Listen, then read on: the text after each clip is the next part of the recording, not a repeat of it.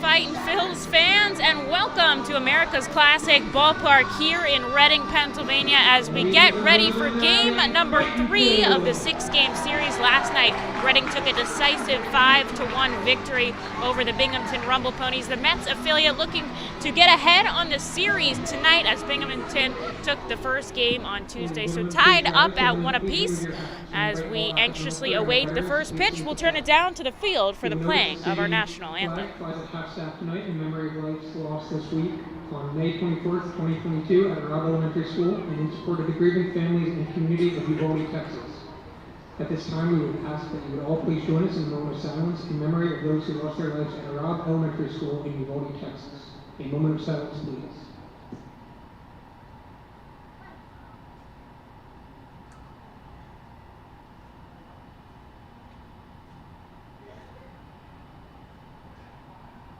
Thank you. And now please welcome our Phil's Game Day employee, Thaddeus Gangster, who will perform our national anthem. Oh, say, can you see by the dawn's early light what so proudly we hailed at the twilight's last gleam, whose sparks bright and bright stars through the perilous fight, o'er the ramparts we watched, where so gallantly streamed, and the rocket's red glare, the bursting in air, came through the night, that the flag was still there. Oh, say does that star-spangled banner yet wave o'er the land of the free and the home of the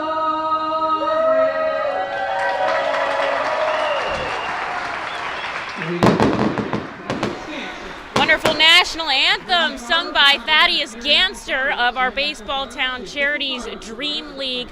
And also works here at the ballpark. A great rendition as he jogs off the field and Bubby Rossman takes the mound. We'll be getting ready for game number 3 of the 6-game set. As I said, Reading took the win yesterday 5-1. Mickey Moniak had a home run in his rehab appearance. He'll be starting in center field for the Fightins tonight. Perhaps his last game in Reading before taking the next step. We'll have to wait and see. But as we get ready to go here today, Bubby Rossman getting the bullpen start for the Fightin' Phils. Not his first time coming out of the gate, so we'll see how he settles in, throwing back to Logan O'Hoppe behind the dish. Vito Fresha making his second start in left field this season. Mickey Moniak, of course, in center, and Chris Sharp out in right. Ollie Castillo back at the hot corner after a fantastic day yesterday. We'll talk about that in a little bit. Salgazzo playing at short. Kevin Vicuna back from the injured list. He'll be on second, and Aldrum Corridor heading over to first tonight. So a little bit of a shift happening here defensively for the Fightin' Phils. Jalen Ortiz is the designated hitter tonight. So we will see how this all plays out. I'm looking forward to it in today's contest. Game number 42 of 138. So lots of baseball down and lots of baseball left to go, as we'll play here in Reading until Sunday. Lots of fun stuff coming up. Fireworks, Harry Potter night, a Nick Singleton appearance. He's a Penn State running back and a Governor Mifflin grad. And, of course, a nice Sunday evening game here as the Reading Hot Dogs before we hit the road against Hartford Yard Goats, the Rockies affiliate. As Rossman finishes his final warm-up pitches, leading off, as he has the past 2 games, is Wyatt Young. He'll be followed by Francisco Alvarez, Ronnie Mauricio, and Luke Ritter in that number 4 spot. Brett Beatty was supposed to start tonight. He's the number 2 prospect for the Mets, but he got scratched as of late. Perhaps something going on with his finger. Not on the injured list, though, so hopefully not too serious. As Bubby Rossman kicks and fires inside, a first pitch called strike. That's the crew chief, Tom Fornarola, back behind the plate. 6:49, the first pitch coming in a couple minutes late. A sub-in umpire for today, Joe Labello, down the third baseline. And over at first is Jaeyoung Kim. A ball and a strike here to Wyatt Young. He's been the leadoff batter in both contests, and he has not gotten a hit yet. He's only walked once for the Rumble Ponies. As Rossman hits 95 with his fastball, though, outside, 2-1 the count. Overcast day, it's been all day, but honestly, a nice day to sit outside. It's a little breezy, it's not hot. Rossman induces a huge swing and a miss out of Young. And there's 2 strikes. 71 degrees, so it's warm. It's actually very pleasant. And the breeze now 8 miles an hour going right to left outside of the field as Young strikes out swinging 96. Hits Bobby Rossman right out of the gate. He gets out number 1. And here's the number 1 prospect, Francisco Alvarez. They made a late lineup change, and they really just messed up my scorebook. I had everything written down in there perfectly, and they didn't just sub 1 for 1. They had to put someone in the bottom of the order. And we're starting off with a little mess. It's okay, organized chaos as Alvarez takes a ball outside. Lights are on here at the ballpark. There's no sun that should be impacting this, but just to make sure we've got everything locked and loaded already. Ground ball ripped fair. Castillo can't even flinch in time. Coming around to second is Alvarez as Fresha charges the ball back in, a stand-up double for Alvarez. Here in the first with 1 out on the board, it's Ronnie Mauricio. Now, although Brett Beatty's not in the lineup, Binghamton has the number 1, 2, and 3 prospects for the Mets, along with quite a number of others. However, they are last in the Eastern League, sitting at 13-27 on the season. Reading is 18-23. Mauricio steps in the lefty batter's box. Rossman leans over. He gets the sign, from O'Hoppe. And here's the pitch. Ground ball gets in the hole on the left side. Coming around and being waved home is Young. Here's the throw. And can they get him at second? They do. It came into Castillo, who was the cutoff to home, and they tossed it over to covering Kevin Vicuna, and Ronnie Mauricio just ran right into almost a hug there by Vicuna, who I think is very happy to be back for 1. And 2 is just a very friendly guy. And with all that happening, Binghamton does take an early 1-0 lead. Out 2 on the board here for Bobby Rossman. So they should give Mauricio a single there, and then out on the plate out at second. It'll go 7-5-4 if you're keeping score with me. Here is Luke Ritter now as he takes a ball and a strike. So Rossman has come out of the gate twice for Reading, both in that series at Somerset. He pitched 2 innings of work. Other than that, he's been straight out of the bullpen, but has had a much more solid May than June. June, he had a 7.84 ERA. May now, a really solid 0.87, which is quite the impressive turnaround. And what's even more impressive is that he's pitched 10 1/3 innings through both. Each month was 10 1/3. So same sample size, completely different arm here out of Bubby Rossman as the 3-1 comes outside. Ball 4. Ritter will head to first with a runner on and 2 outs. Here is Carlos Cortez. The only time he allowed an earned run now, obviously, but prior to this on the 22nd when he got his second start against Somerset. Now, Rossman is not going to come out and do 6 innings here. Probably 2, 3, depending on his pitch count.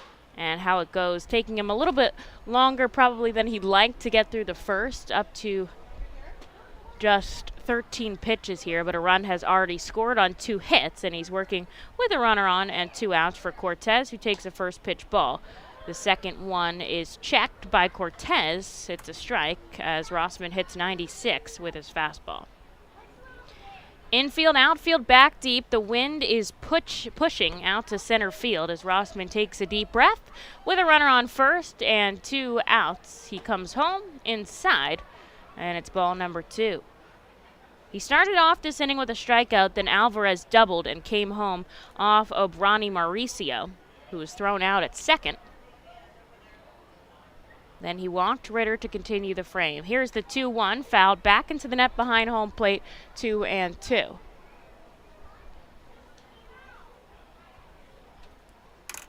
So Fresha should get an outfield assist for helping to catch Mauricio at second base, and Reading has had quite a number of outfield assists this season, 13, which is very impressive. Fresha already having 2, and Jack Conley, I believe, having 5, which is crazy. As Cortez fouls it back, he'll stay alive. 2 balls, 2 strikes, 2 outs here, stuck in the top of the first. Binghamton with a 1-0 lead, so they do get on the board first here. It's Rossman trying to get out of this inning. His back to the bag as Ritter shuffles off. He's had 1 stolen base on the season, but his strike 3 gets Cortez. And that will do it here in the first. Binghamton gets a run off 2 hits as we go into the bottom half. Reading looking to give Rossman some run support here in just a minute. The Seidel Auto Group Deck Picnic appeals to both die-hard and casual fans with its summer picnic-like and fun tailgate atmosphere. During your picnic, you may even catch a souvenir, as the area is situated directly in prime home run territory behind the left field wall. Regular season tickets are $30 per person for groups of 20 or more, and children 4 and under are free. Visit Fightins.com/groups or call 610-370-BALL to reserve your group outing today. Golden Oaks is an award-winning high-end golf club that offers golfers a country club experience without country club prices. With 5 sets of tees, golfers of every skill level will enjoy their game. Golden Oaks has Bogey's Pub, a beautiful pro shop, driving range, and learning center that will make any visit complete. Golden Oaks Golf Club is the perfect venue for private events and golf outings.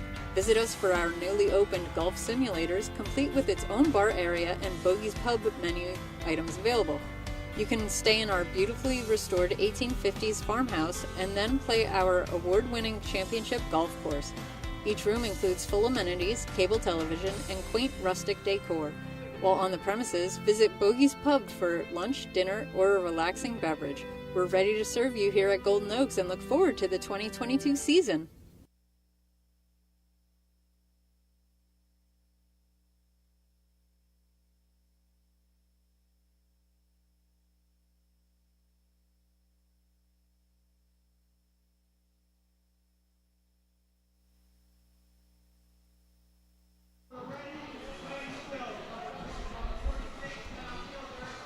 Here we go into the bottom of the first inning. Reading trails 1-0 to the Binghamton Rumble Ponies as the Major League rehabber, Mickey Moniak, is set to start us off. He steps in the lefty batter's box and he takes the first pitch ball. Moniak's had a pretty good time since he's been here. Yesterday, 2 hits, including that home run to center field. Also had 2 base knocks on Tuesday's game as well as he takes another ball.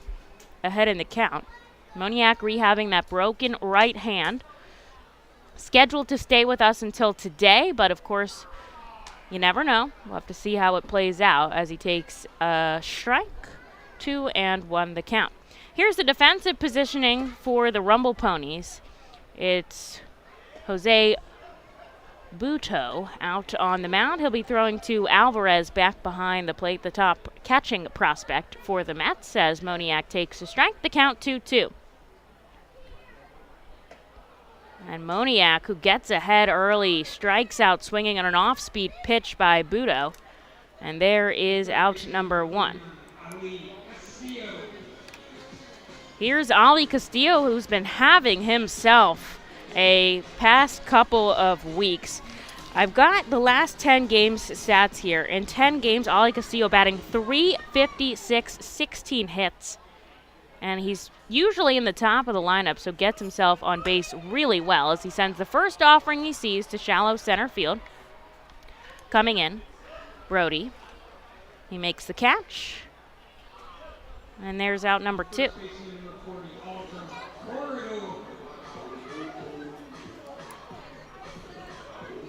With Brett Beatty out of the lineup, Luke Ritter is over at third, Ronnie Mauricio at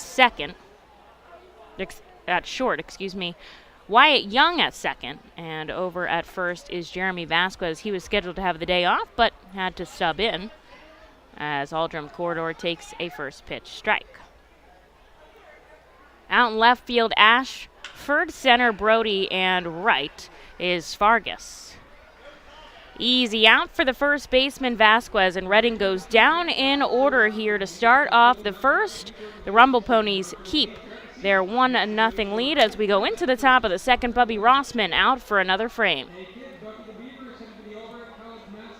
The Enersys Power Alley Pub features a 2.5-hour all-you-can-eat buffet, private bar with bartender, 2 rows of seats, bar stool seating, and 4 cafe tables. The pub provides your party a private area to enjoy the ball game away from other fans. The Enersys Power Alley Pub may accommodate groups of 40 to 60 people.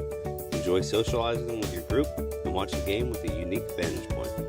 Highline Merchandising, formerly Textiles, is your local small business company that provides screen printing, design, and merchandising services for local, national, and international businesses, bands, shows, and festivals, including 7-time Emmy Award-winning show Schitt's Creek and Unsolved Mysteries. Visit our website at highlinemerchandising.com. Celebrate the history of our national pastime at the National Baseball Hall of Fame and Museum in Cooperstown. See priceless treasures that will bring your baseball memories to life. Connect with events that have shaped and changed the game and our country. Our stories to tell, your memories to share. Plan your family visit today at baseballhall.org. See you in Cooperstown, where the journey becomes legend.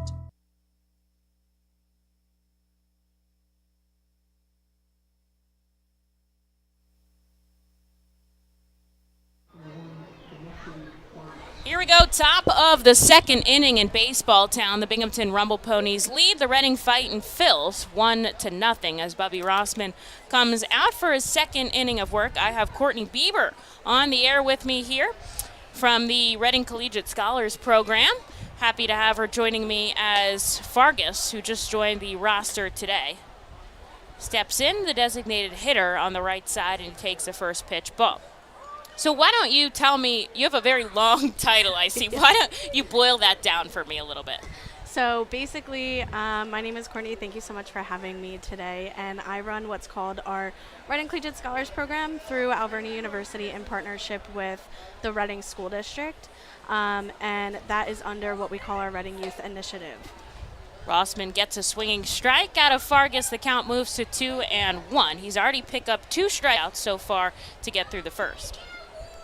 So our Reading Youth Initiative assists. We have 4 partner schools within the Reading School District.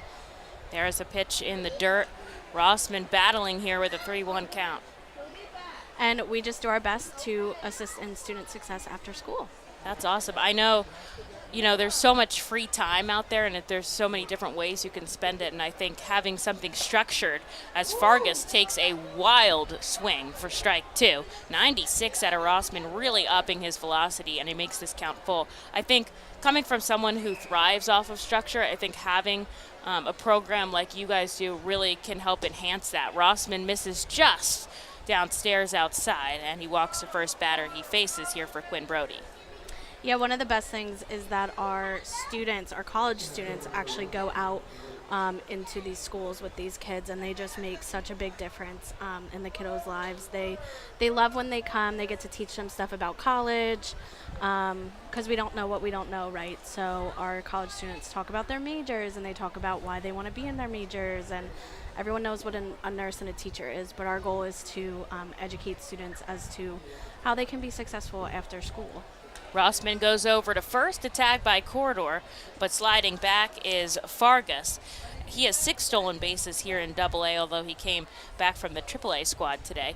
I think that's so accurate, is that there's so many things out there that you don't even know about. I don't even know about all of them, and I already picked a career. So runner going, and he is way out in front. What a jump by Fargus as he gets to second with a stolen base. Brody takes a strike, the count 0-1. So yeah, I just think that's awesome, because you might even not, know something until you're introduced, and it's good that you're kind of getting out in front of when you have to make that decision. Yeah, absolutely. We start as early as first grade. Big swing and a miss as Rossman goes off speed. He's got Brody 0-2 here. Yeah, we start as early as first grade, and we oversee campus visits, so we bring them to Alvarez University, and they get to meet our college students. They get to be a college student for a day, so they'll actually get to sit in on college classes. Rossman picks up a big strikeout, goes again with the off speed, and sends Brody back to the dugout without number 1 here. His 3rd strikeout of the outing as Jeremy Vasquez comes up with a runner on second. Binghamton leads 1-0. And then we also do after-school activities at our schools. We try to bring in the Reading Science Center for a little bit of STEM activity, and we also partner with various arts partnerships across the. There's a first pitch strike into Vasquez. So it sounds like you balance kind of all spectrums of interest, so you're not really leaving any portion of the student body out. You go from, more sciencey stuff to more liberal arts type stuff, and hopefully everyone can find something they enjoy. As Rossman looks back at second, he's going to step off instead, as Fargus taking quite a lead out there. And he'll hold off. He gets 2 step-offs per batter. There's number 1. So another thing that you kind of worked on and you kind of thrive at is Fargus jumps the gun, goes down to third. What a bullet by Logan O'Hoppe. The tag by Castillo was on point, but it's just a hair behind Fargus, who swipes 2 bags and gets himself to third base. As Vasquez up at the plate with an 0-2 count, is the fact that Alvernia is really trying to help make this area such a college town, and they're expanding with great, busing, with great programs.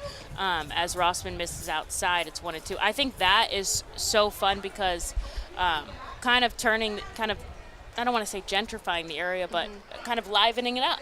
Yeah, absolutely. Alvernia has recently brought in engineering, which has been great. We just have our first year underway. Off speed goes Rossman, and he gets the strikeout here. He's been nailing his spots as he gets out number 2 in the second. Fargus still on third. The infield that was in is going to back up here with 2 outs for Zach Ashford. As well as esports. So we have brought in and added a lot more opportunities for our college students, as well as expanding into the city of Reading and really making it a place to continue to be proud of. So it's been really exciting seeing all of the different students come and take advantage of it, and I'm excited to see how it continues to grow. First pitch by Rossman is in the dirt, 1-0 count here, but he's got a runner out on third. Binghamton only leads 1-0, although this has been a slow rolling frame. Rossman misses upstairs, 2-0, 33 pitches for the starter here. And I think, that's kind of at the heart of it, is just having a little bit of something for everybody that creates a well-rounded community. And that's something I love about the area here, as Rossman misses the 3rd straight time, 3-0 the count. And something, I love sports. I love watching it. Obviously, this is what I do for a living. But I recognize that some people like it on the flip side with esports. And that is growing to be such a big thing. And I like seeing all of the wide variety of experience that you can have, even if it's not your cup of tea. Rossman pitches ball 4 to Ashford, and he jogs down to first. So there's runners on the corners with 2 outs. He'll see the top of the order again in Wyatt Young. Yeah, absolutely. It's awesome to get to know all the students and their interests. And I'm not one who fully understands esports. However, it's been cool to kind of learn about a growing sport. just from our students' perspective. Rossman gets a first pitch strike, 98 outside. He is gunning to get out of this frame without a run. 2 outs on the board. It's Fargus on third and Ashford on first. Binghamton leads 1-0. The righty kicks and fires as he hit him. I think he got out of the way, but the ball gets past Logan O'Hoppe, and a run is going to score on a wild pitch. That allows Fargus to come across. The second run for Binghamton here as Ashford heads to second. The count evens 1-1. And speaking of Alvernia University, there is a pitcher warming up down, and that is actually going to go in as a pass ball, down the right field line in our Alvernia University Golden Wolves bullpen. If he would turn ever so slightly, I could see who it is, but I don't have that great of a vision.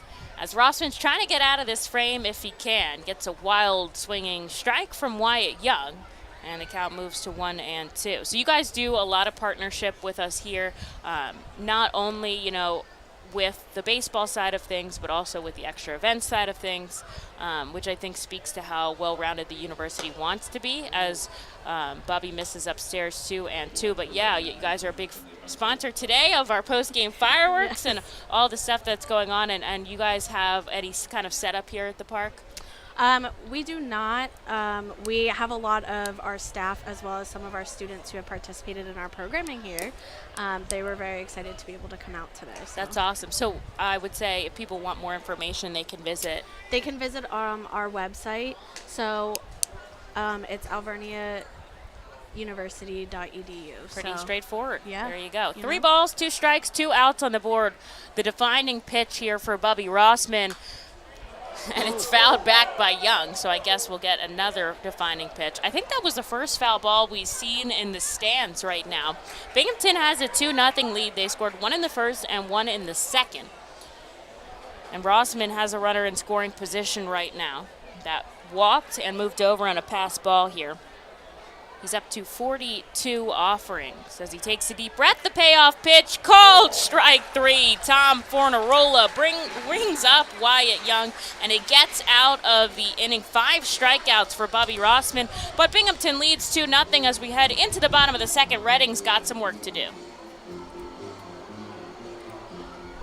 The Reading Fightin' Phils are proud to partner with the Berks County Mental Health and Developmental Disabilities Program. Together, we are striking out the stigma in order to raise community awareness about mental illness and the prevention of suicide. With 3 simple words, "Are you okay?" the hope is to begin a conversation to show Berks County that we care. Suicide affects and hurts everyone, but help is here, and we'll work together to help raise awareness about suicide and identify what we can do as a community to prevent it. People in need of assistance and support should call Crisis Intervention at 610-236-0530. That's 610-236-0530. Berks Immunization Coalition works to provide leadership and education in promoting age-appropriate immunization across the lifespan for all residents of Berks County. This is a coalition comprised of local physicians, nurse practitioners, school nurses, immunization coordinators, immunization advocates, and pharmaceutical representatives working to encourage continuity of immunization through medical resources. They focus on educating both the community and the providers. For more information, please visit www.immunizeba.org and click Local Coalitions.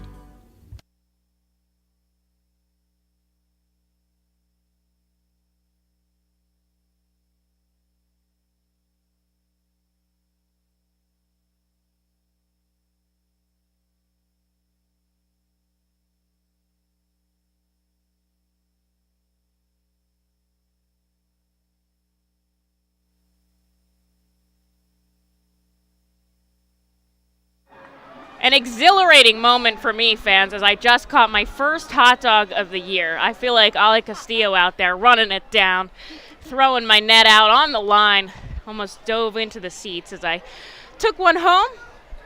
First of the season by the crazy hot dog vendors. We head into the bottom of the second. Reading trails 2-0 as Logan O'Hoppe will lead us off.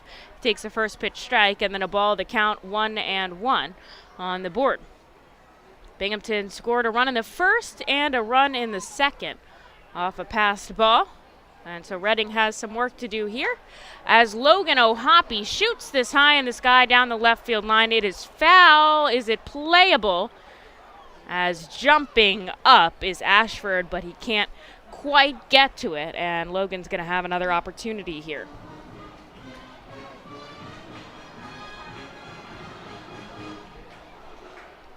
Reading sat down in order in the first, so looking for their first hit of the night. Ohapi fouls it back. He'll keep his count. Logan's been doing really well if we look at the past 10 games. Of course, he had those 5 home runs in Somerset. He's batting .515 in the past 10 games, upping his average to .314. A slow roller down the first base line, trying to put the tag on him, is Vasquez, but he loses the ball, and Ohapi tracks back to first. Crazy twist of events there. I think he was trying to check his swing for the first part. I don't even think he wanted really to fully connect. As he makes contact, it rolls slowly down the first baseline. Vasquez picks it up. He wants to put the tag on Logan, but the force, or he wasn't holding it enough, forces the ball to pop out of his glove, and the paying attention Ohapi comes back, touches first, and Reading's got a runner on thanks to an error by the first baseman. And they have an opportunity here to get on the board with the designated hitter, Jalen Ortiz. Ooh, a whirlwind of events.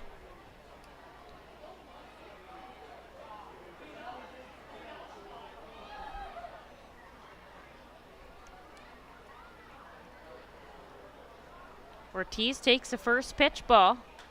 Now he sends this one foul into the net behind home plate. Had the day off yesterday, so coming in with a little energy today, hopefully.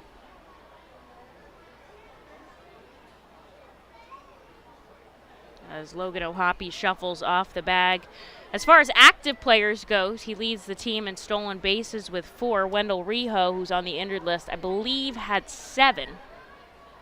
As Jalen takes the ball, 2-1 the count. Reading still looking for their first hit here, but they do have a base runner.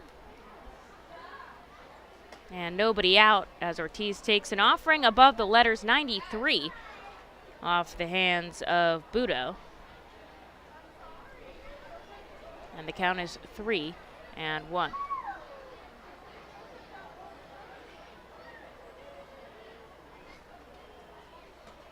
Ortiz swings wildly, and the count is now full here for the 40-man roster for the Rumble Ponies. Top prospect in the Mets organization. Runner on first, nobody out. Here's the payoff pitch, and Ortiz goes down swinging. He was ahead in the count, but just chased the breaking ball for strike number 3, and there is out number 1 here in the second. Vito ranked number 12 in terms of prospects in the Mets system. He signed for just $5,000 as a 19-year-old in 2017, which is chump change for these guys sometimes. Not everybody has a ton of money, but $5,000 certainly isn't that much comparatively. And he worked his way to becoming on the 40-man and the number 12 prospect. That is pretty impressive as Vito Fresha takes the first pitch ball. Out in left field today, he snapped his on-base streak last night. Wasn't able to get on successfully, but my, did he hold that for a very long time this season, if I can find it in my notes. Tracked back to April 27th. 16 games successfully he got on base as he takes 3 straight balls. Looking to continue this inning. Ohapi down on first. He reached on an error. Just 1 out on the board here. Reading trails by 2. In that time frame, he had 14 hits and 17 walks for the Fightin' Phils. That's been the longest on-base streak of the season. And ball 4 comes into Fresha. It looked like he kind of stepped out, but the offering outside. So Reading's going to have another one on with a free pass here as Fresha strolls down to first. I guess he's going to start his streak all over here. Ohapi shifts to second. And here is Chris Sharp with 2 runners on. and just 1 out. Sharp has only played in 6 games for the Fightin' Phils. He joined the squad when we were down in Portland. Then he came back and immediately hit the COVID list, which was very unfortunate. But then came back to us when we were on the road in Somerset, and happy to have him back with Simone Muzziotti on the injured list in the outfield. Sharp takes the first offering outside, a called strike.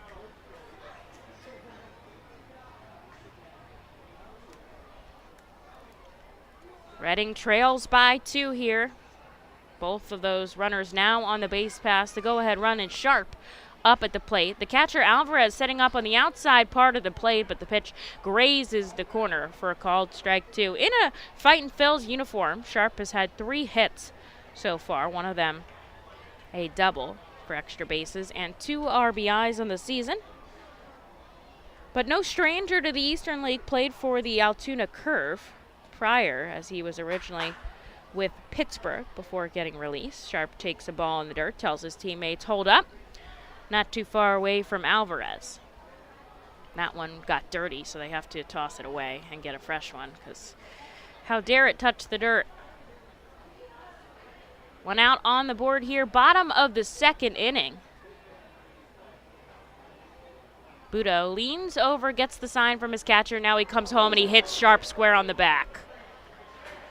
He tosses his bat. He seems all right. No need for the trainer, comes out, and he jogs down to first. And Reading has now had 3 base runners on without really earning any of them. I guess, well, you know what? Fresha earned the walk. He waited that out. But no hits for the Fightin' Phils. And here's a great time to get one. And who better to do it than the man coming off the injured list? Make a statement when you come back, Kevin Vicuna. That's what I think. Got runners on all 3 bases, Ohapi on 3rd, Fresha on 2nd, and Sharp on 1st. Now, Kevin Vicuna has been on the injured list for quite some time, tracking back to April 23rd. And he went over to Clearwater, rehabbed a little bit, and he came back yesterday. And now he's back for the Fightin' Phils.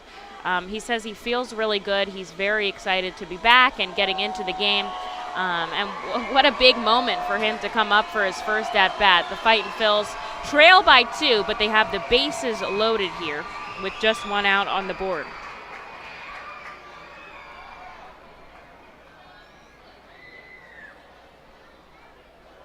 Vicuna played in just 13 games before getting injured, as he takes a first pitch swinging strike. 9 hits, 1 double, and 2 triples for 7 RBIs. And he's got certainly speed as one of his tools. Takes a pitch down and away as Vito goes off speed, no balls, and 2 strikes. Following Vicuna is Sal Gazzo in the number 9 spot. He's anxiously waiting on deck before we go back to the top of the order. The righty Vicuna swings on the 0-2, and he gets back to the dugout on 3 pitches. 2 strikeouts in this frame here for Jose Budo, and now it's on the shoulders of Sal Gazzo here to try to drive in a run. Of course, Logan Ohapi has quite the speed down on 3rd, and should anything get by Alvarez, I would not be surprised if he was on the run. And of course, with 2 outs, everybody's going to be on the run. Here's Gazzo with the bases loaded. Takes the first pitch, foul. I think it goes out of the ballpark, back behind home plate.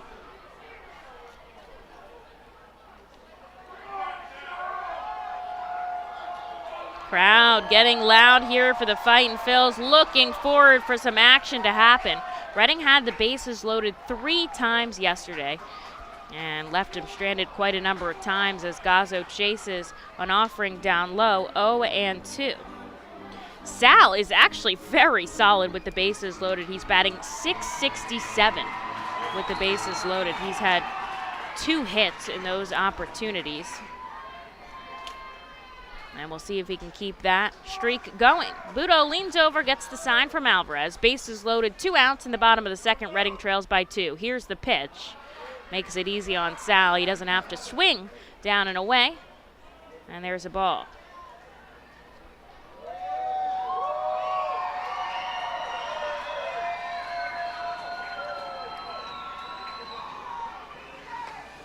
And Gazzo chases one down and away for strike number 3.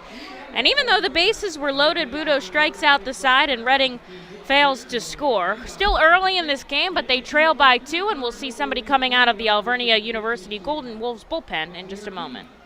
On the first base side, it's the score. Hey, psst. Yeah, you want to buy some low-priced groceries? Just follow me into this well-lit Lidl grocery store. Here at Lidl, we buy in bulk and cut down on costs wherever possible. Then we pass the savings on to you. Trust me, everything's done totally legit and above board. Nothing to be worried about. Yep, Lidl's pretty great. It's just your run-of-the-mill grocery store, except with way lower prices. Lidl. Suspiciously low-priced groceries. The Reading Fightin' Phils, in conjunction with Savage Auto Group Fiesta Fridays, are proud to partner with eXp Realty Associate Broker Alex Patansis throughout the 2022 season. Visit Alex's convenient website at brgpa.com and search for your perfect home today. His custom search bar makes house hunting online easier than ever, and he's there to answer all your questions. Call Alex today at 610-926-8610. eXp Realty Associate Broker Alex Patansis is a proud partner of the Reading Fightin' Phils and all 11 Savage Auto Group Fiesta Friday games during the 2022 season. eXp Realty Group and Alex Patansis, where every move matters. Highline Merchandising, formerly Textiles, is your local small business company that provides screen printing, design, and merchandising services for local, national, and international businesses, bands, shows, and festivals, including 7-time Emmy Award-winning show Schitt's Creek and Unsolved Mysteries. Visit our website at highlinemerchandising.com.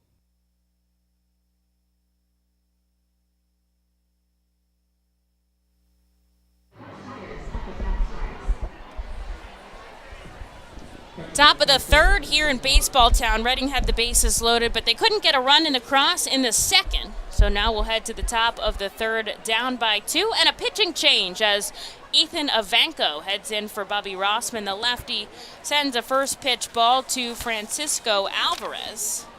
Alvarez doubled and scored in the first, and I have a special guest with me on the air here for the top of the third. It is Sam out at Miller Keystone Blood Center. This ball is ripped into left field. Alvarez watching it fly, and it ends up fair. A solo home run for Francisco Alvarez makes it 3-0. Binghamton, his 5th of the season. A close call by the third base umpire, Joe Labello. And the crowd is dead silent here at the ballpark. They know who to root for, and it's not the opponents. But Avanko will start fresh here. Nobody on, looking for out number 1 here for Ronnie Mauricio. So, let's get talking about some blood. We need some? We always need blood. We always need some. Mm-hmm. There's no substitute for it. We can't manufacture it. We rely solely on volunteer donors. And everyone who donates can potentially affect 3 people. That's a lot. Yeah. Mauricio fouls it back.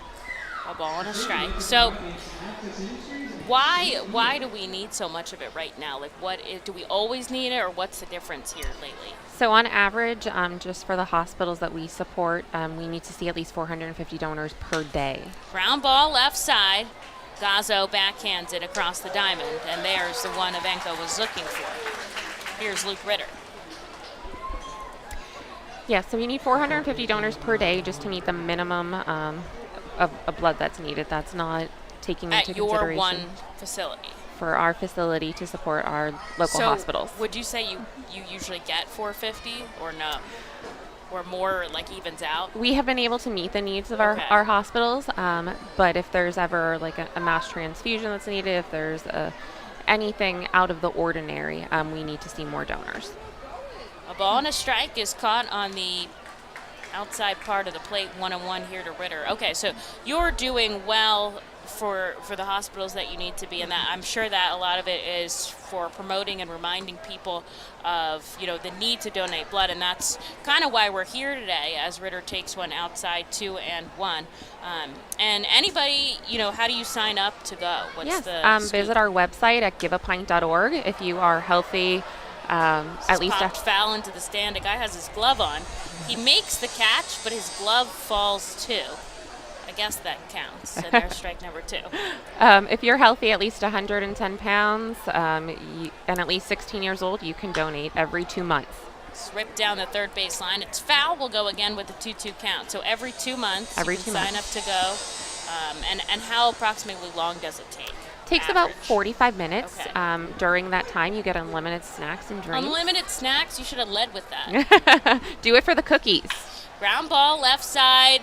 Gazzo deep in the hole across to first. What a play. The runner beats it out, but my, oh my, that was solid defensive work by Sal. It could have trickled into the outfield. Not much he could do timing-wise as Ritter gets a base hit. Binghamton will get a runner on first for Carlos Cortez with 1 out. So you get unlimited snacks. Unlimited snacks. And you get to sit back and relax. We have Wi-Fi. You can play on your phone. Yep. That is arguably the ideal hour. Absolutely. And you get to help 4 people. And you can help someone. Yep, you can save a life. That's awesome. Mm-hmm. And all blood types are needed. All blood types. Cortez takes a strike as Ivanko looks over at the runner on first. Now he's going to come home in for a called strike. 0-2 the count. Ivanko, typically a longer reliever, so we'll see how much distance he can cover in this game. He's been with Reading for just 2 weeks as he joined us from the Florida Complex League, and he just misses the outside part of the plate. 1-2 the count.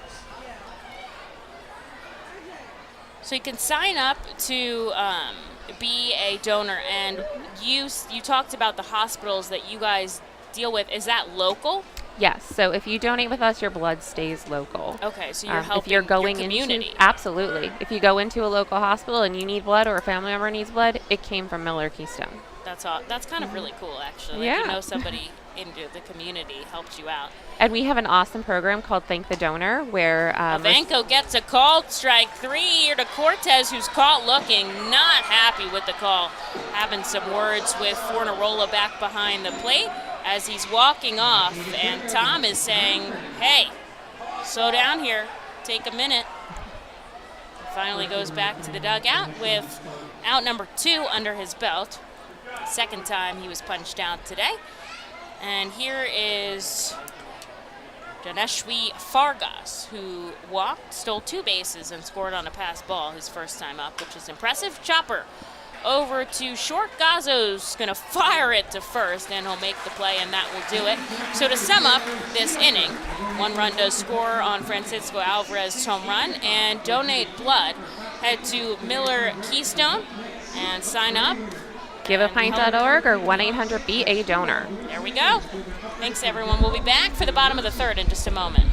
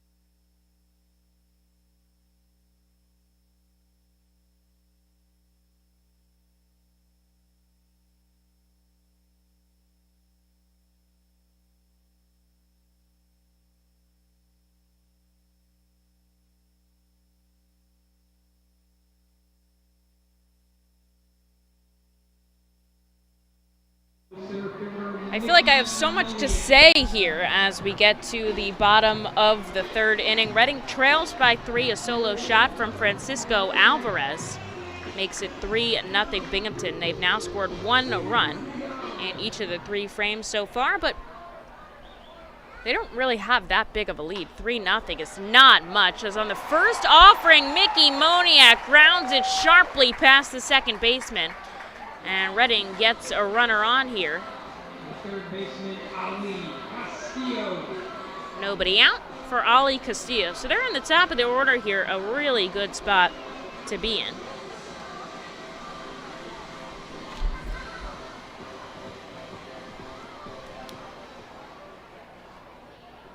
As Ali Castillo comes up for the second time today, flew out to center field, and he'll take a first pitch ball.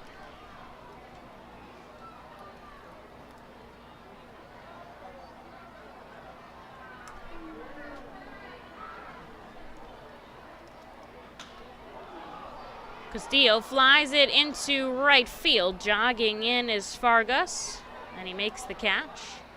There's one.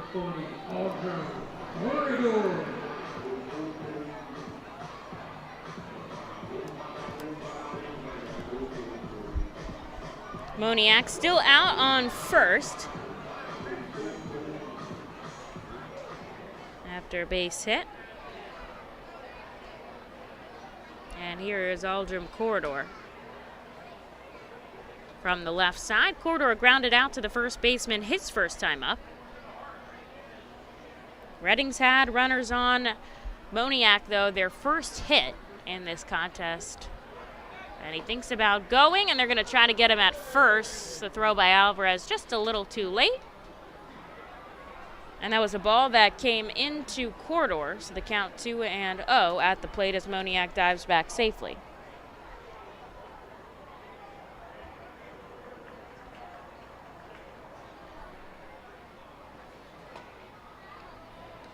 This time he misses outside, and Corridor has a 3-0 count here.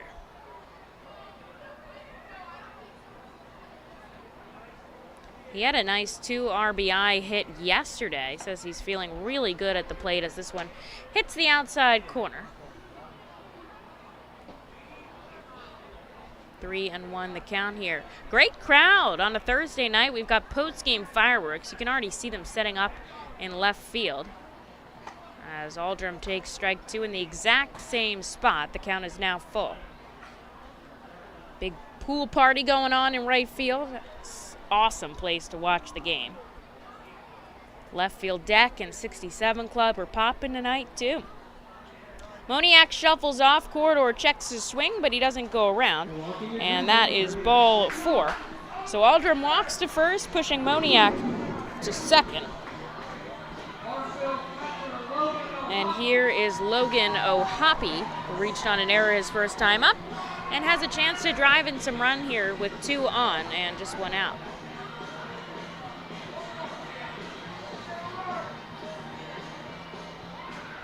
O'Hoppy, the cleanup hitter for the Arphils, leads in just about every category. 39 hits, a .315 batting average as he takes the ball inside.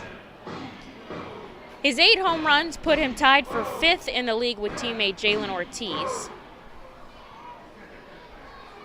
7th in runs scored with 26 in the league. 7th in batting average as he takes the ball downstairs. 23 RBIs on the season, 8 doubles. I mean, just about every offensive category. You name it, he's done it. Even has 1 triple to his name.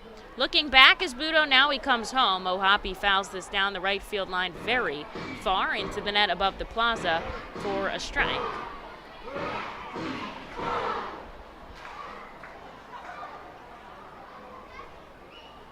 Moniak shuffles off the bag at second. Corridor down at first. Redding trails 3-0 in the bottom of the third here. O'Hoppy skies it up. In foul territory, the first baseman range is over, and he makes the catch for out number 2. Both runners have to stay put. O'Hoppy a little frustrated with that at bat as Jalen Ortiz heads up here with 2 outs. Redding would love to just start chipping away a little bit at the lead. Certainly doable here for the Fightin' Phils. Just can they turn it on? Jalen struck out his first time up. But he'll come up with 2 on and 2 out this time. Wynn pushing out to left center field. Perfect for the righty batter. With an open stance, he takes it offering in the dirt, 1-0. Binghamton, 3 runs on 4 hits. They have made an error in the field. Reading, no runs on 1 hit. They've had a couple base runners outside of that, though.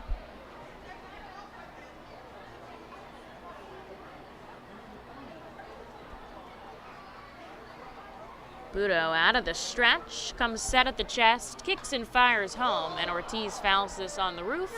A ball and a strike, the count.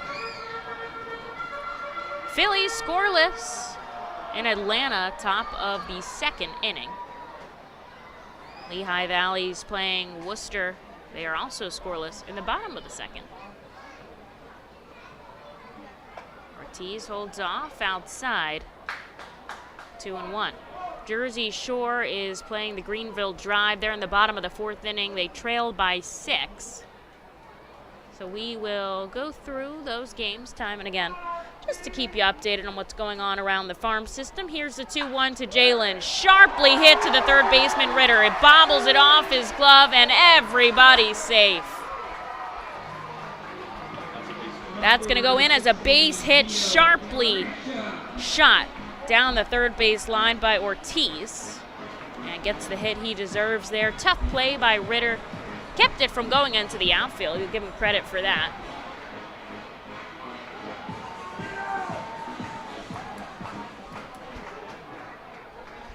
And the Reading has the bases loaded for the 2nd time today. Here is Vito Fresha, who walked in his first at-bat. Fightin still looking for their first run of the game. Mickey Moniak out on 3rd, Aldrum Corridor on 2nd, and Jalen Ortiz on 1st as Fresha takes the first pitch ball.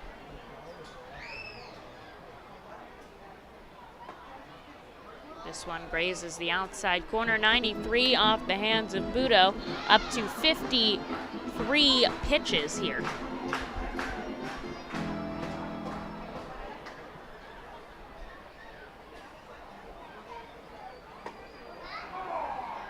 Fresha chases 95 out of Vito for strike number 2.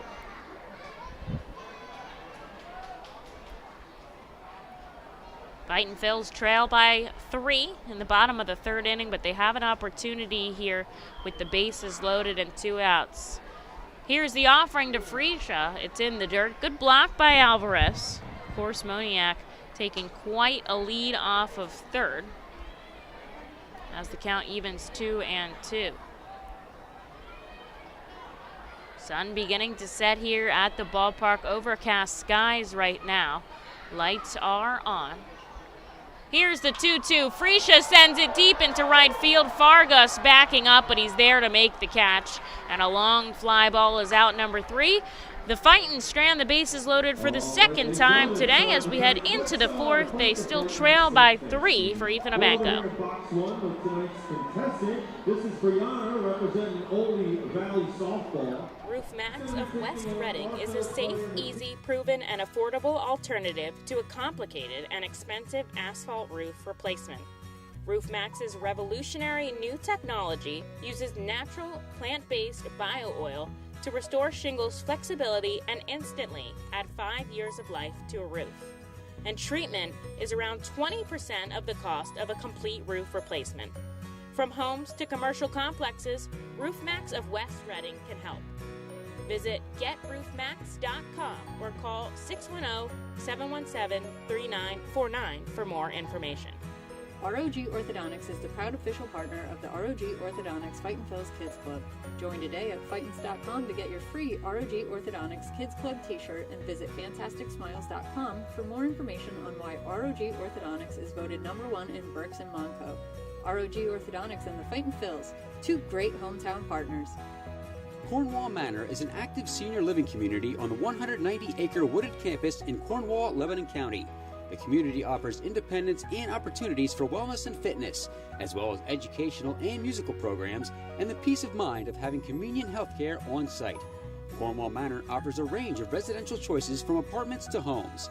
Prospective residents are welcome to visit us for lunch and have a chance to learn more about the community. More information is available online at cornwallmanor.org. Cornwall Manor, celebrating over 70 years of senior living.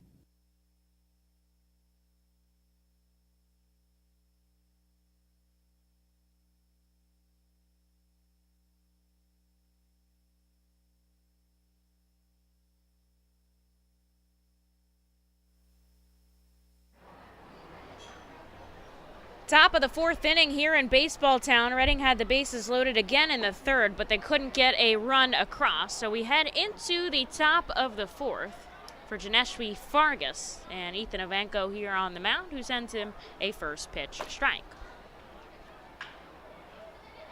Hope it's Quinn Brody for sure, as a ball is flying into foul territory for strike number 2. That's the last time I read the video board instead of my notes.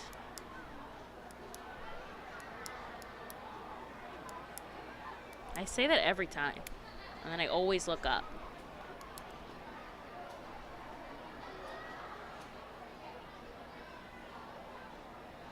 Ivanko comes set, the southpaw deals, and Brody gets a piece of it in the dirt. He'll keep his 0-2 count. Fightin Phil's playing back deep, except for Castillo over at third base. Ivanko misses inside, 1 ball, 2 strikes.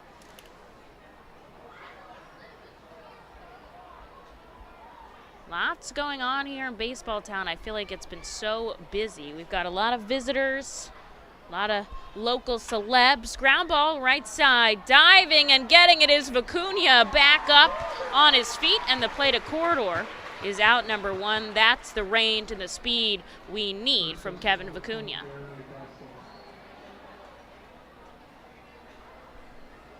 Here's Jeremy Vasquez now with 1 away. Struck out swinging his first time up.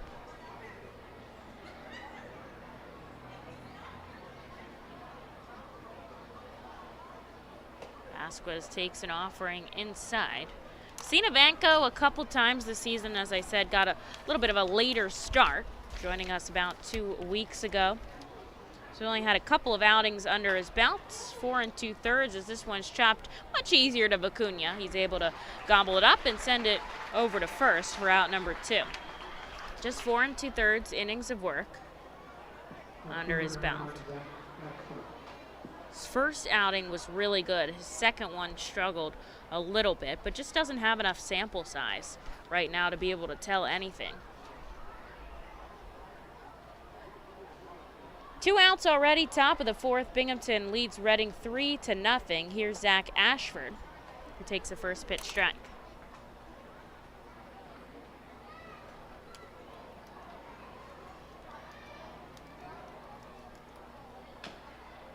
Chopped foul. And the count moves to 0-2. 2 outs here. Ivanko trying to set them down in order for the first time. The Rumble Ponies have scored in each of the first 3 innings. Not if anything Ivanko can say about it. He misses down and away, 1 ball and 2 strikes.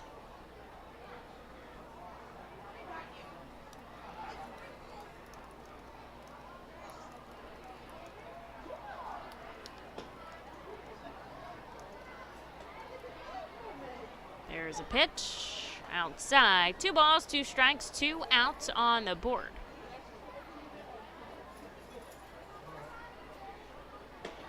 And there it is, a called strike 3. Ivanko sets them down in order for the first time today and puts the Fightin Phils back to bat in the bottom of the fourth. They trail by 3, but I feel a huge momentum shift coming up in the bottom half in just a moment.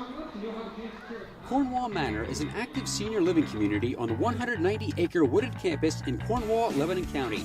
The community offers independence and opportunities for wellness and fitness, as well as educational and musical programs, and the peace of mind of having convenient health care on site. Cornwall Manor offers a range of residential choices from apartments to homes. Prospective residents are welcome to visit us for lunch and have a chance to learn more about the community. More information is available online at cornwallmanor.org. Cornwall Manor, celebrating over 70 years of senior living. The time has come for businesses to grow, to prosper, to innovate, to succeed. Tompkins Vist Bank continues to be a leading lender to companies in southeastern Pennsylvania. We make decisions locally and invest locally so local businesses can thrive. Call a business advisor today and see how we can help your business grow. Tompkins Vist Bank, locally focused, a world of possibilities. Member FDIC, Equal Housing Lender.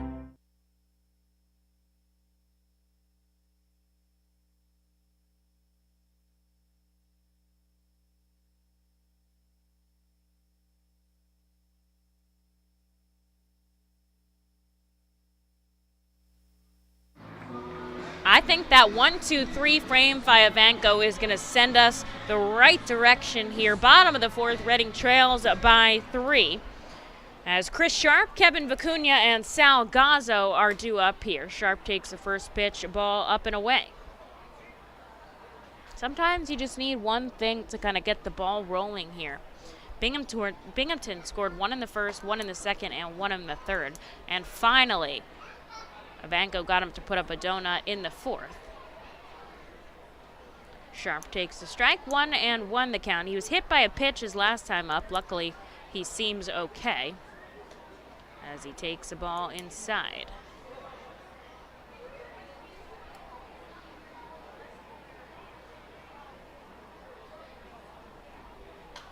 Budo deals inside.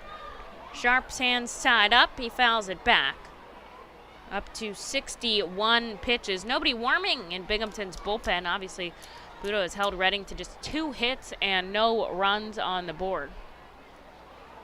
And here's the 2-2. Sharp skies it up down the right field line, backing up the first baseman Vasquez. A step into the outfield. He'll take and make the catch for number 1.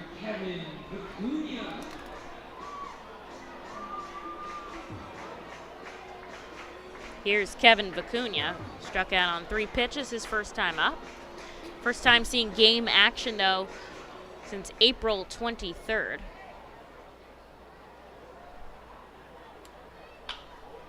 And he sends this one into center field. It's going to drop in for a base hit. Vicuna, who is everybody's cheerleader, gets himself on base with a hit. Reading's got a runner on and just 1 out for Sal Gazzo.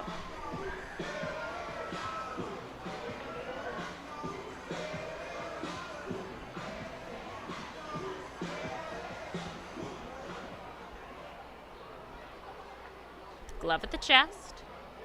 Budo kicks and fires inside to Gazzo. There's a first pitch strike.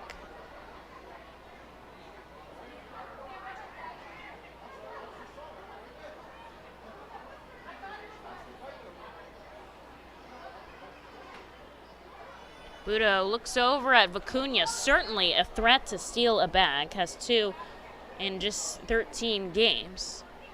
That's his first step off. He gets 2 per at-bat as Kevin shuffles off the bag.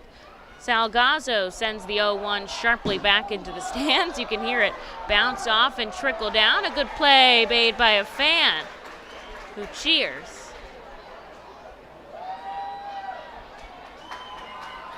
And the crowd getting loud here as Sal down to an 0-2 count. Runner on first, 1 away. Pitch is way outside.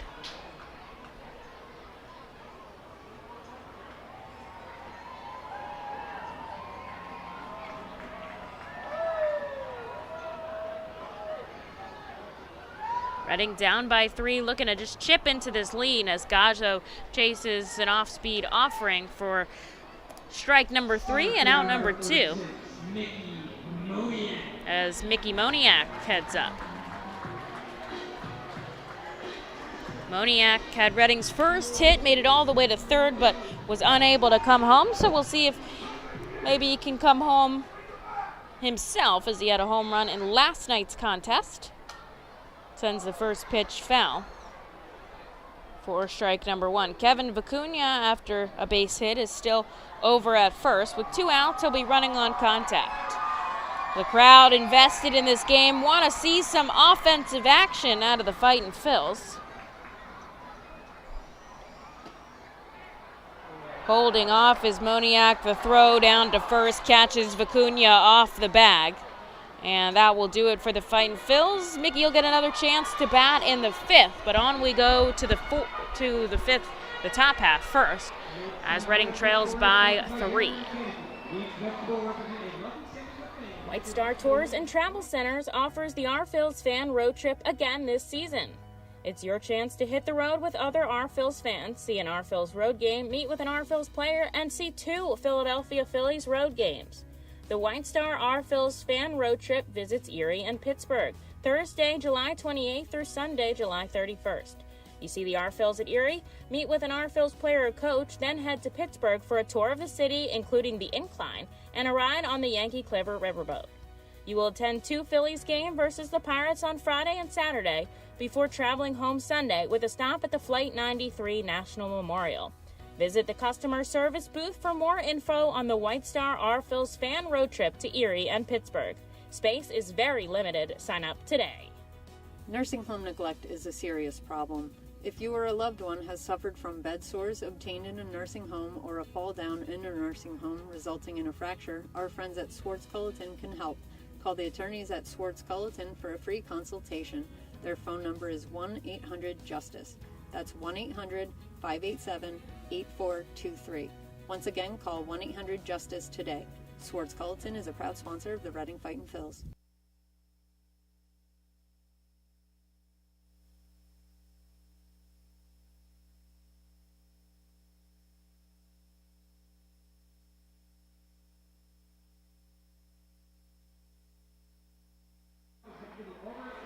Kevin Vicuna picked off to end the bottom of the 4th inning, so Reading couldn't get a run on the board, but into the 5th we go. They trail by 3 to Binghamton. Ethan Ivanko out for his 3rd frame. He'll see the top of the order in Wyatt Young, Francisco Alvarez, and Ronnie Mauricio, and try to keep this lead to what it is right now.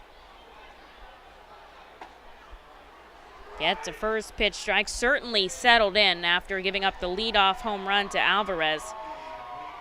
Sent down everybody in order in the 4th. Can he do it again here in the 5th? Ground ball right side, easy work for Corridor. He makes the play himself for out number 1. Cheers for the veggie race here tonight, as lettuce, I believe, was the champion. Carrot revving up the crowd.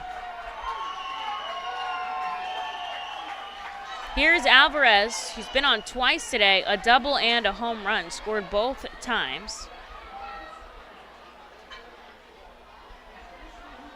Ivanko will see him in the dirt for the first pitch. Certainly doesn't want to give him something he can take advantage of.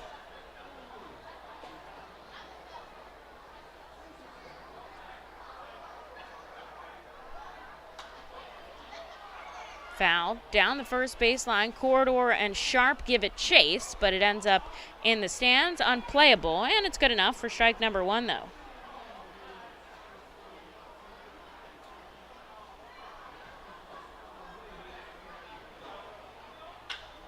Out to center field. Moniak on the run at the warning track. It's off the wall. Another home run for Francisco Alvarez as he cheers while he runs around the base paths. His 2nd in 2 at-bats. He makes it 4-1. That's his 3rd hit of the game. Back-to-back home runs for Alvarez. And it's 4-0 Binghamton. Here's Ronnie Mauricio with an out on the board. He's 1 for 2 in today's contest. Swings on the first pitch, sends it into the right field grandstand for strike number 1.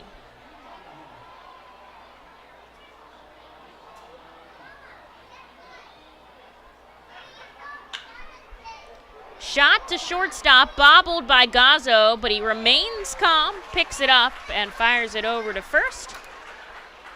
There's out number 2. And here is Luke Ritter. He's walked once and he's singled once. He hasn't gotten past first base yet. And we'll see if Ivanko can keep it that way.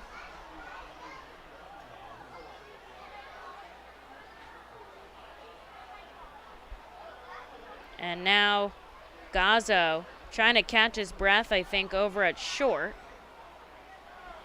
I think it just bounced off him kind of weird, maybe off the chest as he kind of bodied it to keep it in front of him. Seems okay as everybody goes back to their positions. Kudos to Castillo and Vicuna for going back to check on him. And there is a first pitch strike to Luke Ritter. 2 outs here, top of the 4th. Binghamton has scored now in every frame but 1. So they lead 4-0 in the 5th. Ritter fouls it back for strike number 2. Phillies lead 1-0 to the Atlanta Braves. JT Realmuto, his third home run of the season, a solo shot. A Banco glove at the chest. The lefty with the 0-2 just misses.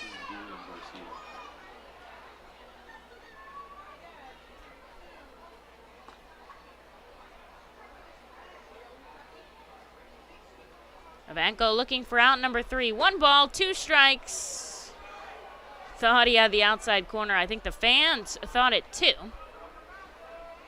Doesn't get the call he's looking for. Lehigh Valley and Worcester scoreless in the top of the 4th. Both sides have 3 hits apiece. Jersey Shore still looking for their first run of the game, and that's a called strike 3. This time, Vanko gets him looking.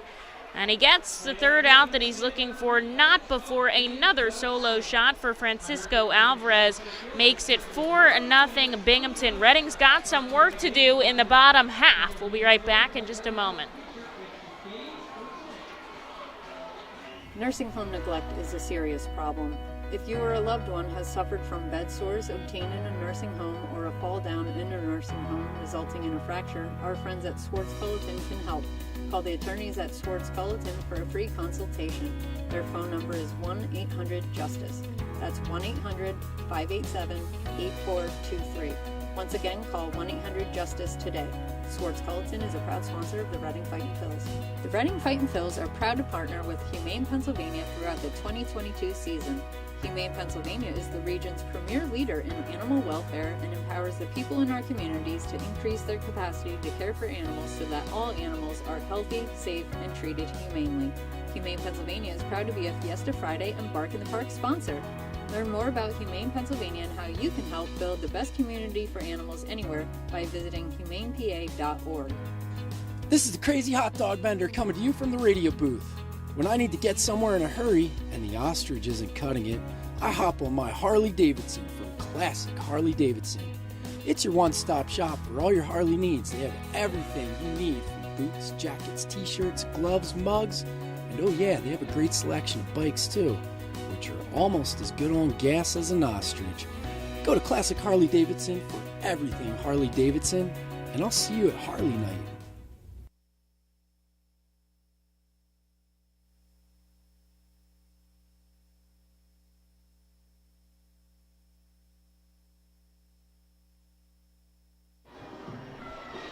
Well, Mickey Moniak, who was batting when Kevin Vicuna got picked off at first, will get another opportunity at the plate here in the bottom of the 5th. Another solo home run from Francisco Alvarez puts Binghamton on top 4-0. As Moniak fouls back the first pitch he sees into the dugout for strike number 1. Budo still in the game here. 68 pitches coming into the bottom of the 5th, has only allowed 3 hits and no runs. Nobody up in the bullpen for Binghamton, so we'll see how long they give him. As Moniak takes a ball, 1-1 the count. The righty winds up, goes off speed.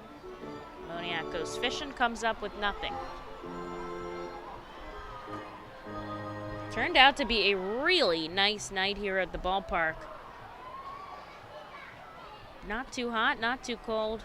Great day to sit outdoors, enjoy a baseball game, catch up with family and friends, and some post-game fireworks as Moniak takes the ball. Here's the 2-2 offering by Budo. Strike 3, chases a pitch in the dirt, kicks his bat as he heads back to the dugout without number 1 here in the bottom of the 5th inning. Strikeout number 6 as Ollie Castillo comes up here for the Fightin' Phils, looking to get something started. Castillo 0 for 2, 2 sharply hit fly balls just right to the center fielder and the right fielder.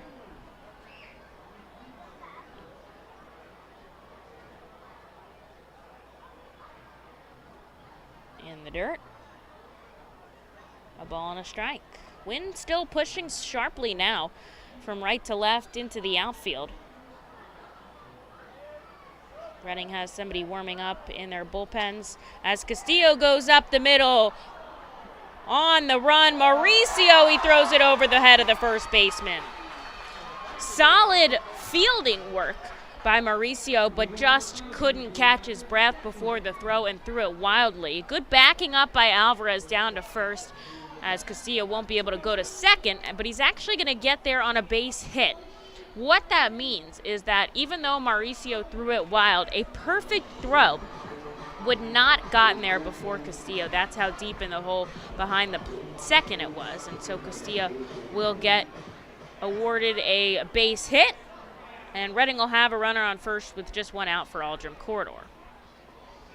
Bounced over the plate. Castillo's going to head to second. Alvarez couldn't find it there for a second, and on a wild pitch, Reading gets a runner into scoring position.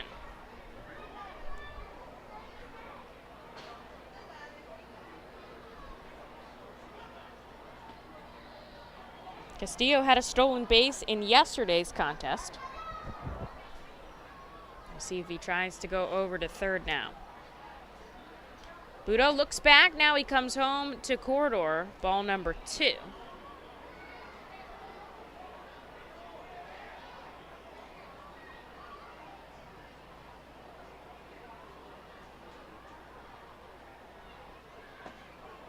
And Aldrum takes this one down and in. He's ahead in the count 3-0. Now, the last time he was up, he was ahead in the count 3-0, and he ended up taking ball 4. What can he do this time? There's a called strike. Was time called? Either a balk or a violation of the pitch clock. And now the manager is going to come and talk to the home plate umpire here. That's Reed Brignac. Now he's getting a little bit feisty with Fornarola. He was stepping back, now he's coming forward. Now he's stepping back. He's going to go back into the dugout. I guess point made. Everyone stays in the game. But Ali Castillo awarded third base on a balk.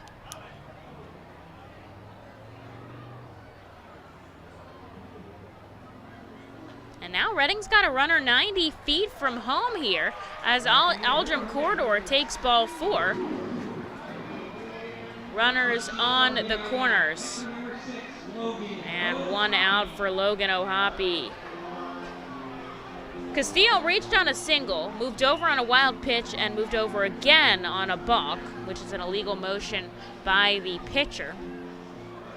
Aldrum Corridor walked to put runners on the corners here for the Sheets RBI guy, Logan O'Hoppe. O'Hoppe reached on an error in the second, still looking for his first hit today, but a big opportunity here as Reading is still looking for their first run. They're down by 4, bottom of the 5th. We kind of reached the midway point of this game.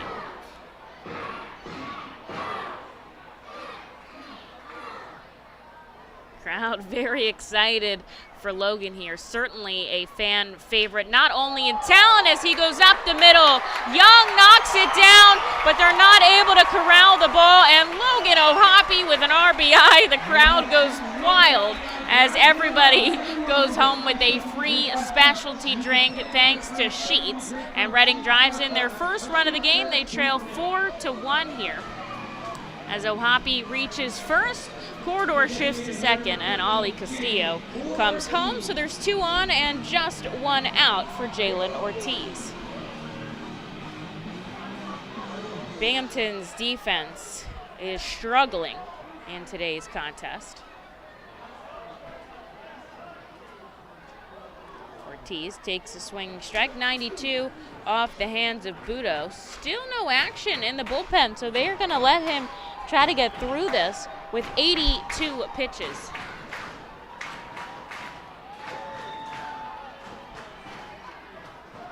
Runners shuffle off the bag. Jalen sends it sky high. The catcher, with his mask on, comes over and makes the catch in front of Binghamton's dugout in foul territory for out number 2. And here is Vito Fresha with a chance to do some more damage for the Fightin' Phils. Corridor on second, Ohapi on first. 2 outs here as they trail by 3 runs in the bottom of the 5th, but not going to be shut out tonight. They finally get a run across the board. As Fresha steps in for the 2nd time tonight, walked and flew out deep to right.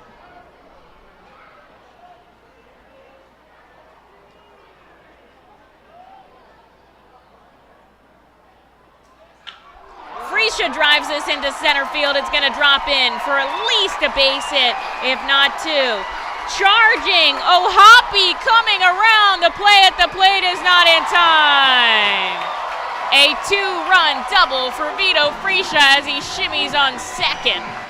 Reading trails by just 1 now. Watch it back on the replay. He puts this in the perfect spot in left center as it tracks all the way to the wall. And Logan Ohapi made good on his speed. Reading puts up 2 more runs in this frame off the bat of Vito Fresha.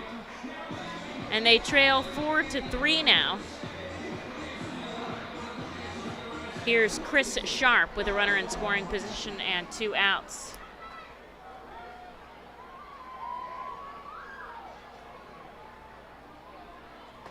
Sharp takes a swinging strike. 0 for 1 today. He was hit by a pitch in his first at-bat. Reading has changed the momentum here in the bottom of the 5th. They trail by just 1 now. And looking to tie it up with that tying run out on second in Vito Fresha. Chris Sharp up at the plate. He bumps it back foul, down 0-2.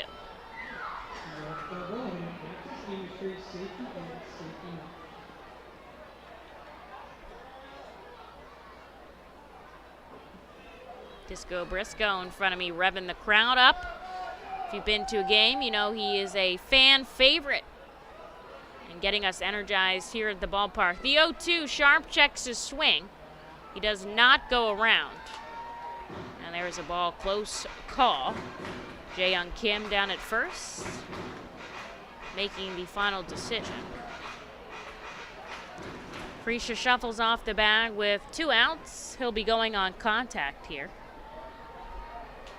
Sharp checks his swing. Doesn't go around again. The pitch does get away from Alvarez, but not enough that Fresha can risk advancing.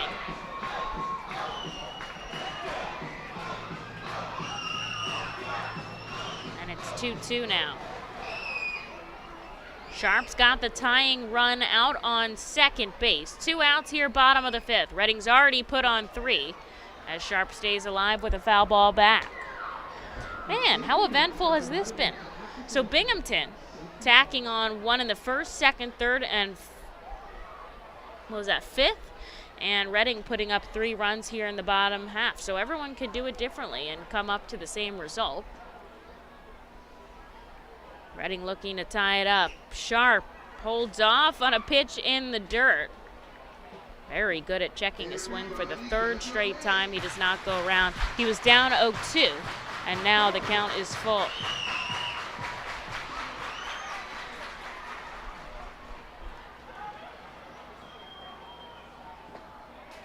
And that is ball 4. Chris Sharp patiently waits for a good offering. He doesn't see one, and he walks his way down to first. The Fightin' Phils have 2 on and 2 out for Kevin Vicuna. And now we will see a visit from the pitching coach, Jerome Williams. Somebody is up and throwing for Binghamton, but they have not been up for very long, so I don't think they'll be ready here for Vicuna. Obviously,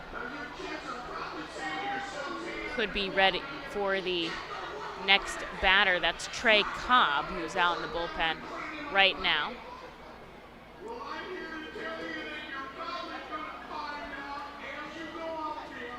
Vito Fresha on second, Chris Sharp on first. The Fightin' Phils trail by just 1 run here in the bottom of the 5th.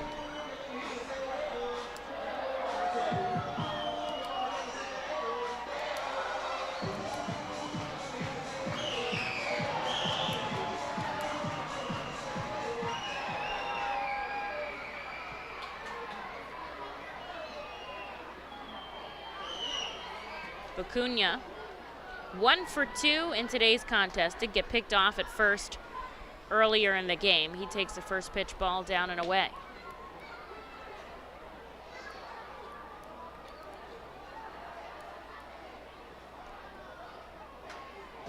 Kevin sends this foul. The count even. Sun starting to set here at the ballpark.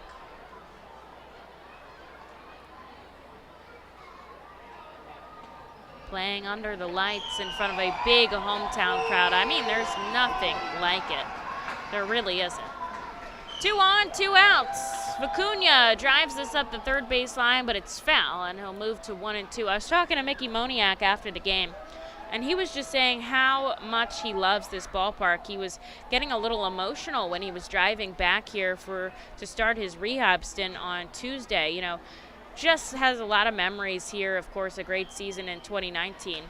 As Kevin Vicuna takes this deep to left center field, at the wall is Ashford, and about a foot shy is Kevin Vicuna. That will end the inning, but Reading does put 3 runs on the board. They trail by just 1 now as we head into the top of the 6th. There'll be a pitching change for the Fightin' Phils in just a moment.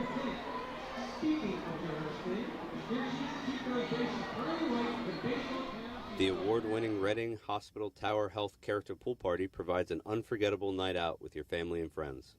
Enjoy a baseball game while swimming in the 87-degree heated pool directly behind the right field home run wall. Plus, 2.5 hours of all-you-can-eat buffet and photos and autographs with the crazy hot dog vendor and the Fightin' Phils mascot band. Regular season tickets are $31 per person for groups of 20 or more. Give us a call today at 610-370-BALL. For top-flight local jobs, go with who you know. J.P. Mascaro & Sons, a leading waste removal company. To meet today's employment and service demands brought on by the pandemic, Mascaro is upgrading its already highly competitive employee wage and benefit package for drivers, collection crew helpers, and other positions. Call 888-MASCARO, M-A-S-C-A-R-O, for details. Work for an established local family business committed to its employees. Again, call 888-MASCARO today or apply online at www.jpmascaro.com. Highline Merchandising, formerly Textiles, is your local small business company that provides screen printing, design, and merchandising services for local, national, and international businesses, bands, shows, and festivals, including 7-time Emmy Award-winning show Schitt's Creek and Unsolved Mysteries. Visit our website at highlinemerchandising.com. A call to the Alvernia University Golden Wolves bullpen brings out Julian Garcia here in the top of the 6th. Kind of a different ball game for the Fightin' Phils as they put on 3 in the bottom of the 5th, so they trail by just 1 run now. And Garcia looking to keep it that way as he'll see Carlos Cortez, Janeshwi Fargus, and Quinn Brody.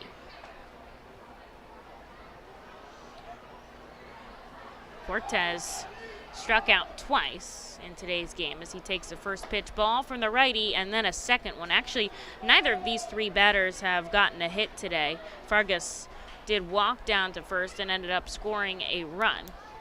Garcia takes a step back, a big leg kick home. This is sent out to center field. Moniak takes a couple steps back, and he waits for the ball to drop in his glove for out number 1. Ethan Abanco was pretty solid, but he did allow those 2 solo shots from Francisco Alvarez. So 2 earned runs under his belt, but nothing really besides that.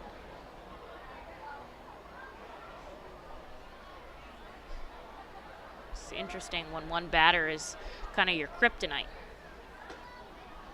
Here's Janeshwi Fargus, just joining the roster today.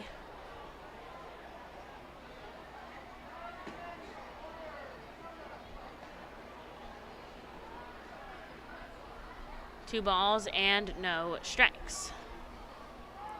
Fargus has seen time a little bit around the Eastern League, as well as other places. The 27-year-old pretty experienced, originally signed in 2013 by the Giants. Signed as a free agent by the Mets in 2022. And he takes a 3-0 count takes a strike, 3-1. Also spent time in the Cubs organization prior, was in the Mets before, so he's seen time there as he chases down in the dirt for strike number 2. And now Garcia has battled all the way back to a full count.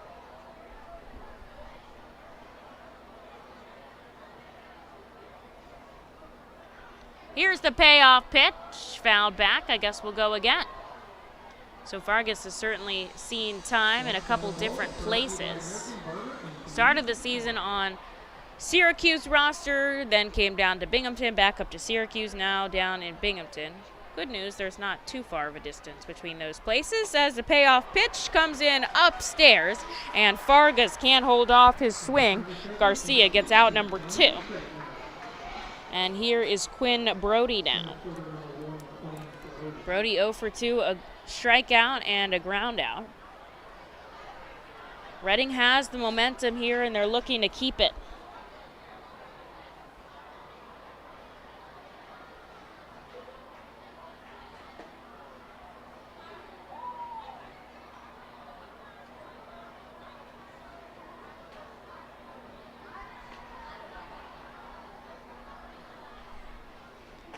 First offering strike, second one comes a little bit inside. 1-1.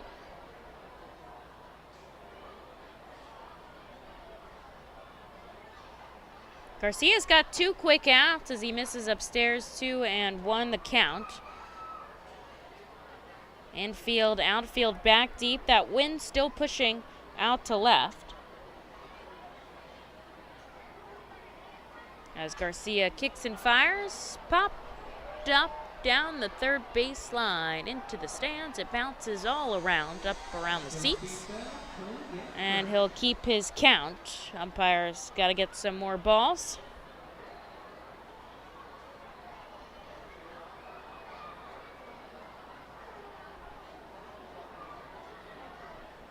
And we'll go again. Here's the big kick and fire in the dirt.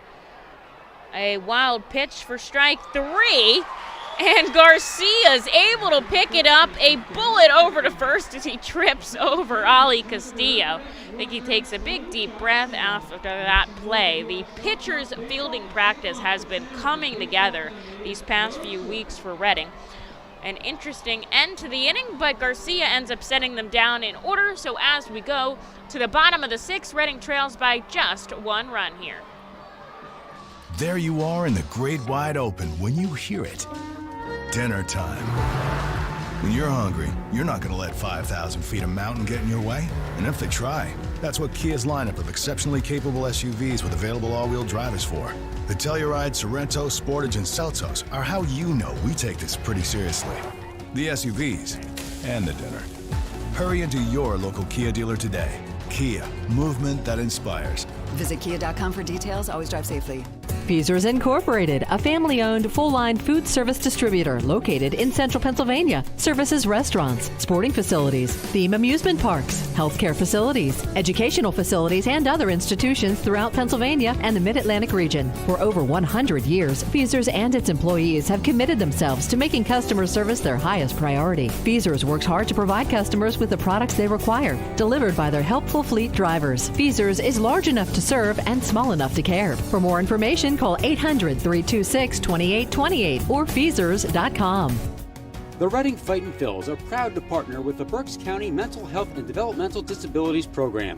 Together, we are striking out the stigma in order to raise community awareness about mental illness and the prevention of suicide. With 3 simple words, "Are you okay?" the hope is to begin a conversation to show Berks County that we care.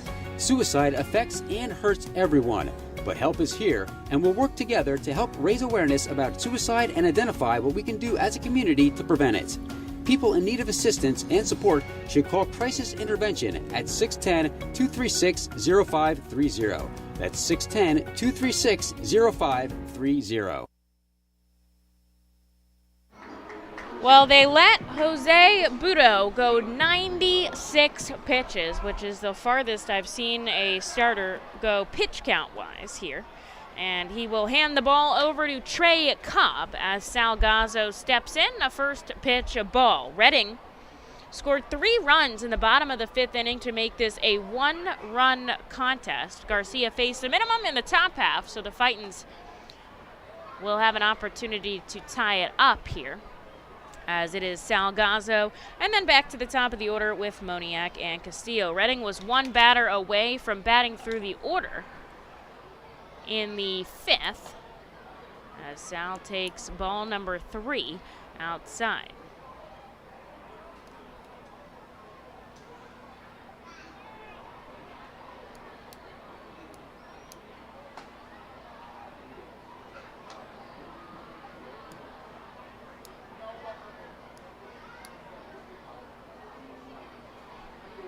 There's a strike. Sal 0 for 2 on the day with a pair of strikeouts. Will crush this ball into left, except it's foul.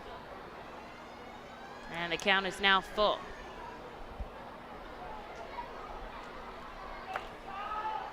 Interesting twist of events in today's contest on both sides, to be completely honest, as Gazzo chases an offering in the dirt. Alvarez puts the tag, and there is out number 1. Center fielder Mickey Moniak.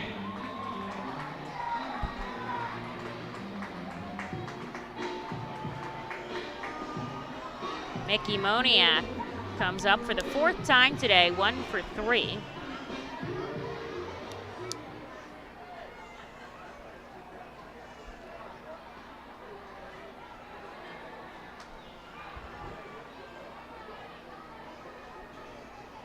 Takes the first pitch, strike inside.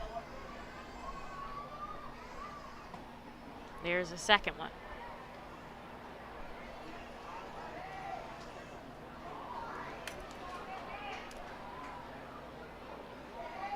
This game has been certainly interesting for me and the fans here. Moniak, slow roller to second, racing in is Young over to first, and they beat him to the back. So there is out number 2 as Ali Castillo comes up. Phillies still lead 1-0. Aaron Nola has not allowed a run on the board. They're in the bottom of the 4th inning out at Truist Ballpark in Georgia. Lehigh Valley and Worcester have tied it up at 1 as Castillo takes an offering inside for a first pitch ball. They're in the top of the 5th inning at Coca-Cola Park. And Castillo takes a strike right at the knees. In his last at-bat, he singled to get on, moved over on a wild pitch, moved to third on a balk, and then came home.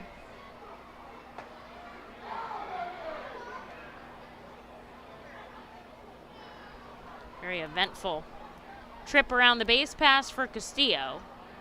Here's the 1-2 from Cobb. Kind of hacks at it, is able to get a piece of it, fouls it back behind home plate. Fans, thanks so much for tuning in today. A beautiful Thursday night in Reading. Game number 3 of the 6-game set. We'll play tomorrow and Saturday at 6:45 and Sunday at 5:15. Castillo checks his swing, but he does not go around. 2 balls, 2 strikes.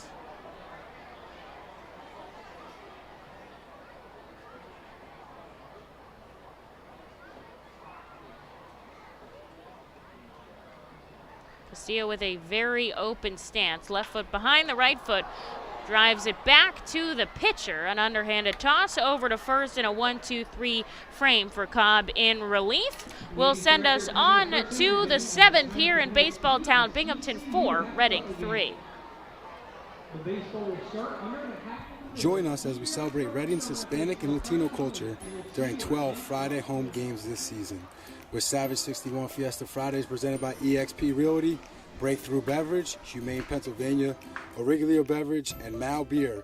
Fiesta Fridays feature special Los Luchador de Reading uniforms, Hispanic and Latino food and music, and other cultural elements throughout the ballpark. Get your tickets now by calling 610-370-BALL or visiting us at the Weidenhammer ticket office at FirstEnergy Stadium. ROG Orthodontics is the proud official partner of the ROG Orthodontics Fightin Phil's Kids Club. Join today at Fightins.com to get your free ROG Orthodontics Kids Club t-shirt and visit FantasticSmiles.com for more information on why ROG Orthodontics is voted #1 in Berks and Monco. ROG Orthodontics and the Fightin' Phils, two great hometown partners. Savage Auto Group is a proud sponsor of Fiesta Fridays. Enjoy an Our Phils game, great food, music, and entertainment. The team will play in their Los Luchadores de Reading Latino tribute uniforms. Visit Timmy Profit and Savage Auto Group, Pennsylvania's most awarded dealership for all your automotive needs.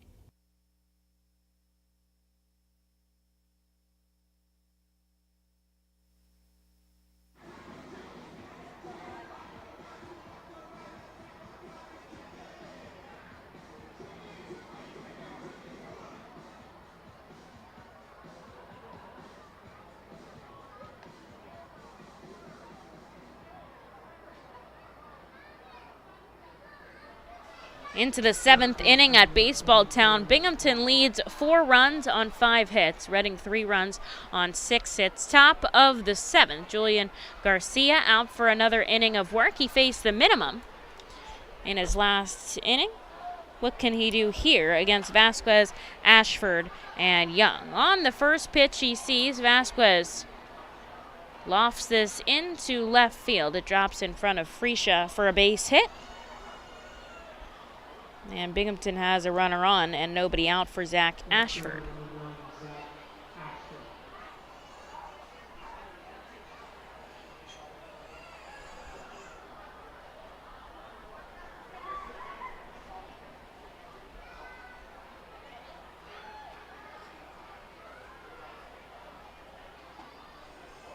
Ashford showed signs of bunt, but he pulls back on a called strike. Vasquez on first for the first time today. Was supposed to have the day off, but Brett Beatty was scratched out of the lineup very late. And so Vasquez subbing in as Ritter shifted to third. He's over at first today. Right now he's running on first as he shuffles off the bag. Here's the 1-1. Ground ball to the first baseman. Corridor over to Gazzo, back to first, and they turn 2. Are you kidding me? What a play by the Fightin' Phils as Garcia gets 2 outs on 1 pitch. Corridor over to Gazzo and back again. And that'll erase the runners on the base pass as we go back to the top of the order. Here is Wyatt Young. Young 0 for 3 today. Actually hasn't had a hit in this series, as he takes a first pitch strike.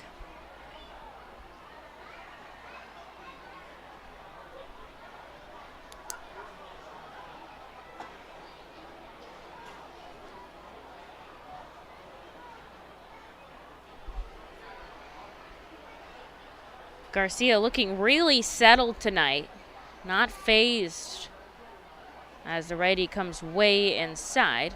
2 balls and 1 strike. 2 outs on the board, top of the 7th.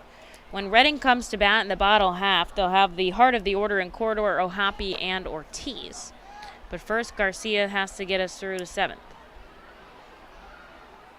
Here's the 2-1.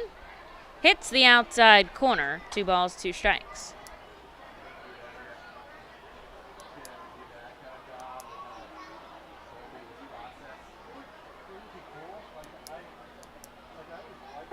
Swing and a miss, and once again Julian Garcia faces the minimum. He puts his team right back up to bat. Here we go into the bottom of the 7th. Stretch time at America's Classic Ballpark. The Fightin' Phils trail by just 1. The Fightin' Phils know who to call for trash and recycling services.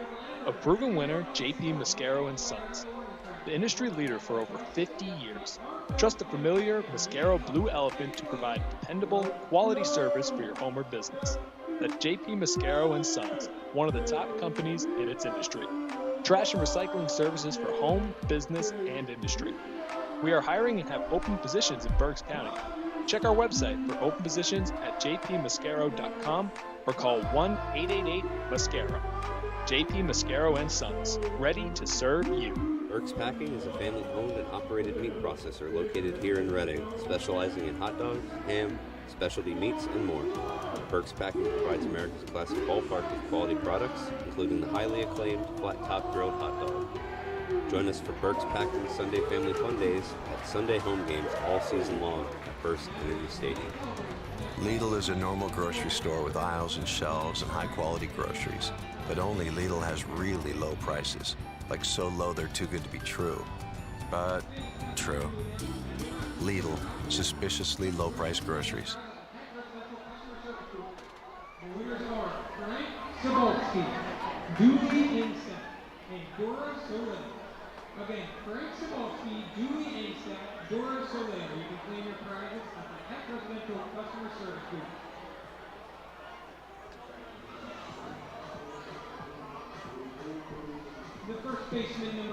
Great stretch time here at the ballpark after Julian Garcia sat down the Rumble Ponies in order. On to the bottom of the 7th we go here in Baseball Town as Reading trails 4-3 to Binghamton. But they'll have the heart of their order up in Corridor, Ohapi, and Ortiz. Trey Cobb back out for another inning of work as Aldrum Corridor takes a first pitch ball. Corridor has walked twice in today's contest and scored a run back in their three-run 5th. And now he takes ball 2 outside.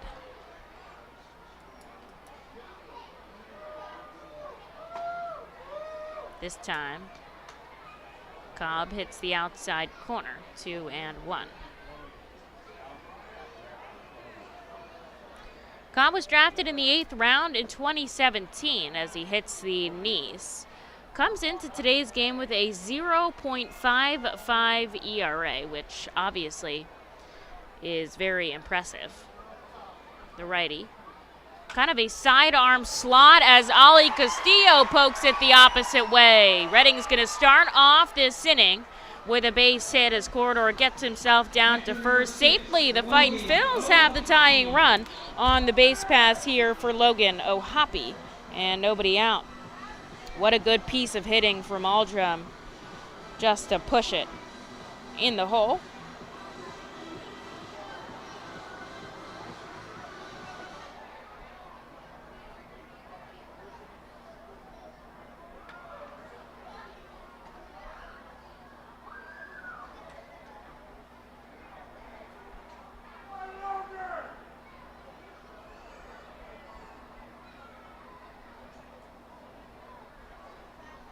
Ohapi takes a first pitch strike, then a second one outside. Reached on an error in the first and a single in the 5th. An RBI and a run scored himself. Logan gets himself into a good spot here, just looking to keep the line moving. Ground ball left side, misplayed by Ritter, it gets past him. I think that'll have to go in as a hit to Logan. We'll see how our official scorer calls it today, but either way, the Fightin' Phils have 2 runners on and nobody out here for Jalen Ortiz.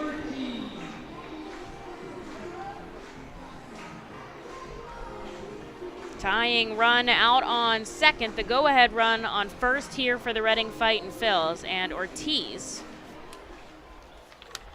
1 for 3 today.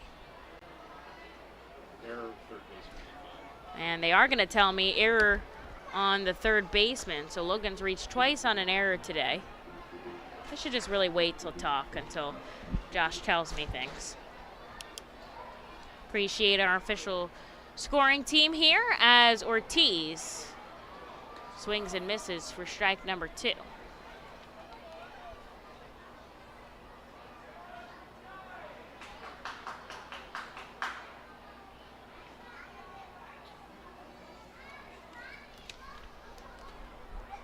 Nobody out here for the Fightin' Phils, although Ortiz goes down swinging as I say that, and there is out number 1. Here's Vito Fresha. He had a 2-run double back in the 5th.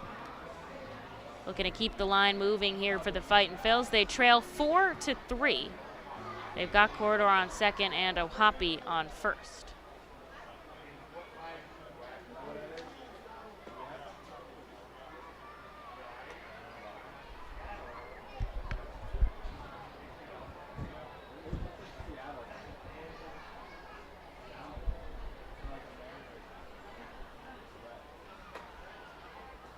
Fresha takes the pitch upstairs. Ball and a strike. Also walked once in today's contest. Very patient hitter at the plate, waiting for something he can do damage with as he takes the ball on the outside corner.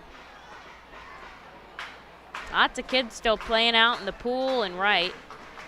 Pool is always heated to about 76 degrees. Sometimes it's warmer in the air as Fresha takes one on the outside corner, and the count evens at 2 apiece.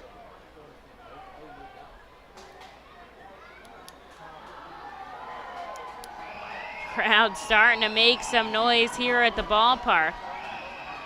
Fresha takes ball 3 down and away, and suddenly a full count here. Reading has had the bases loaded twice today. They couldn't get runs across then.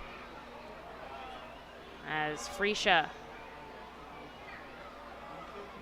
looking to keep the line moving one way or another. The payoff pitch, she thought it was ball 4. Instead, a called strike 3 at the knees. Back-to-back Ks for Cobb puts 2 outs on the board. And here is Chris Sharp with a chance to bring, at the very least, the tying run home. Corridor led off with a base hit. Ohapi followed, reaching on an error. So 2 runners on for the Fightin' Phils. Now there's 2 outs as Sharp takes a pitch inside. He's been on twice today, both free passes, a hit by pitch and a walk.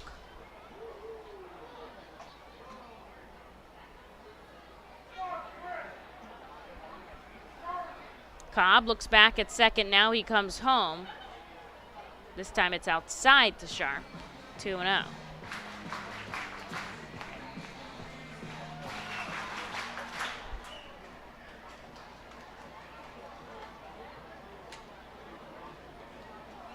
Swinging for the fences there on the 96-mile-an-hour fastball by Cobb. Puts up a strike.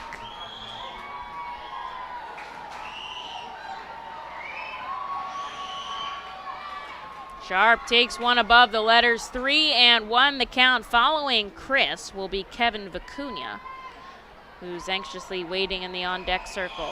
That's Corridor on second, Logan Ohapi on first. Reading trails 4-3 to the Rumble Ponies, and Sharp takes a swinging strike 2. The count is now full with 2 outs on the board.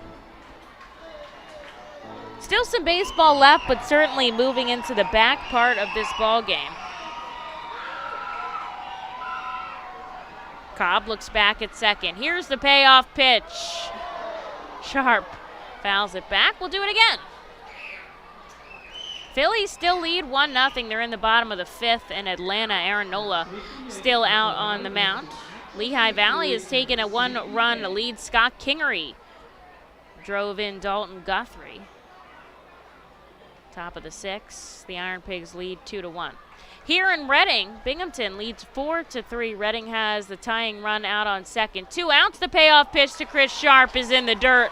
Ball 4. Sharp walks to load the bases here, and the Fightin' Phils will send up Kevin Vicuna. With 2 outs here in the bottom of the 2nd, they trail just by 1. Aldrum Corridor out on 3rd will be awaiting anything dropped by Alvarez, who's now out to have a meeting on the mound with Trey Cobb. Somebody warming up in the bullpen for the Rumble Ponies. It's Corridor on 3rd, Ohapi on 2nd, and Sharp on 1st after walking there for the 2nd time today.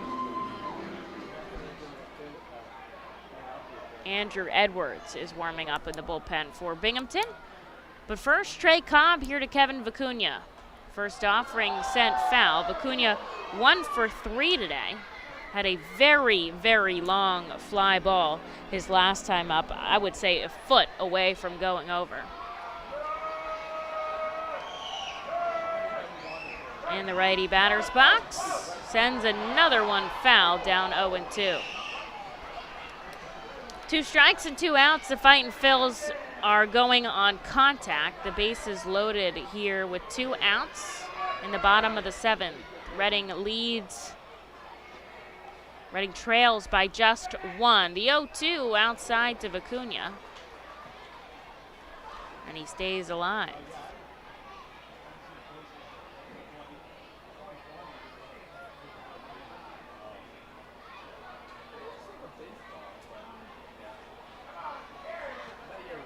This time, does he take it on the elbow? He does, and he is fired up. A hit by pitch with the bases loaded sends Aldrum Corridor home, and Reading has tied it up at 4. I've never seen somebody so excited to be hit by a pitch as Kevin Vicuna screams in elation at the dugout, took it to the elbow, and he gets himself on first. And now the manager, Reed Brignac, out arguing with the umpire, I guess probably saying he didn't get out of the way, but when it comes inside the batter's box, there's not really anywhere to go. Second hit batter by the Binghamton pitching staff here this game, as the home plate umpire Fornarola still arguing with Brignac here.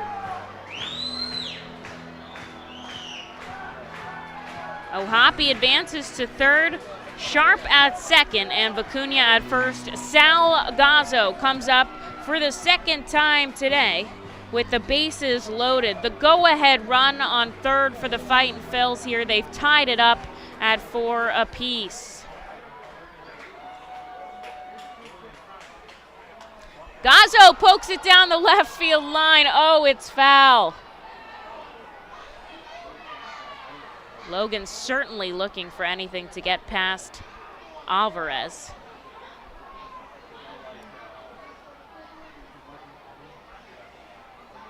Pop takes a deep breath. Now he comes home to Sal in for a strike.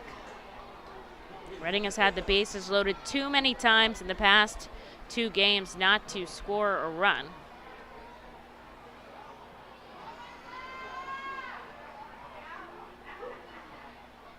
Sal drives it down the right field line. Is it fair? No. Oh, no. Maybe 2 feet to the right of that foul line. I think everybody in the crowd, I think everybody here wanted that to be a foul ball. Even the players were pretty excited.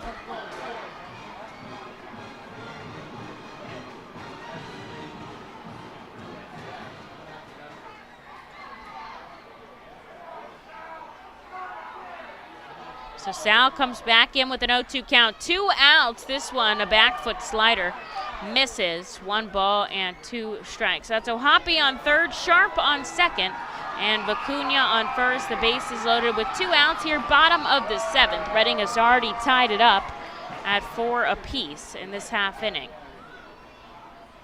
Here's the 1-2 to Sal, and he strikes out swinging.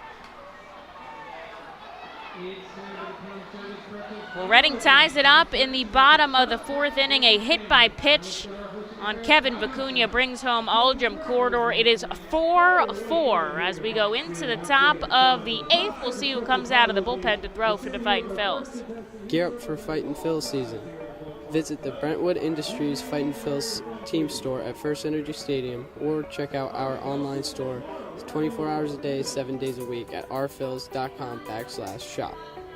We have a wide variety of Fightin' Phils hats, t-shirts, kids apparel, and more. Looking for something new? Check out our latest selections of Los Luchadores de Reading and Reading Hot Dogs gear, plus throwback, black, R-Train, R-Phils attire. Root for your Fightins in style. Stop by the Brentwood Industries Fightins team store or rphils.com/shop. The sound of an ice-cold Corona is music to my ears. Oh, run that back. Dope. Now drop that beat. And hit me with the hook, player. Hey, whatever you do with your fine life, just do you, player. Relax responsibly. Corona Extra Beer, imported by Crown Imports, Chicago, Illinois. The Fightin' Phils know who to call for trash and recycling services. A proven winner, JP Mascaro & Sons. The industry leader for over 50 years. Trust the familiar Mascaro Blue Elephant to provide dependable, quality service for your home or business. That's JP Mascaro & Sons, one of the top companies in its industry. Trash and recycling services for home, business, and industry. We are hiring and have open positions in Berks County. Check our website for open positions at jpmascaro.com or call 1-888-MASCARO. JP Mascaro and Sons, ready to serve you.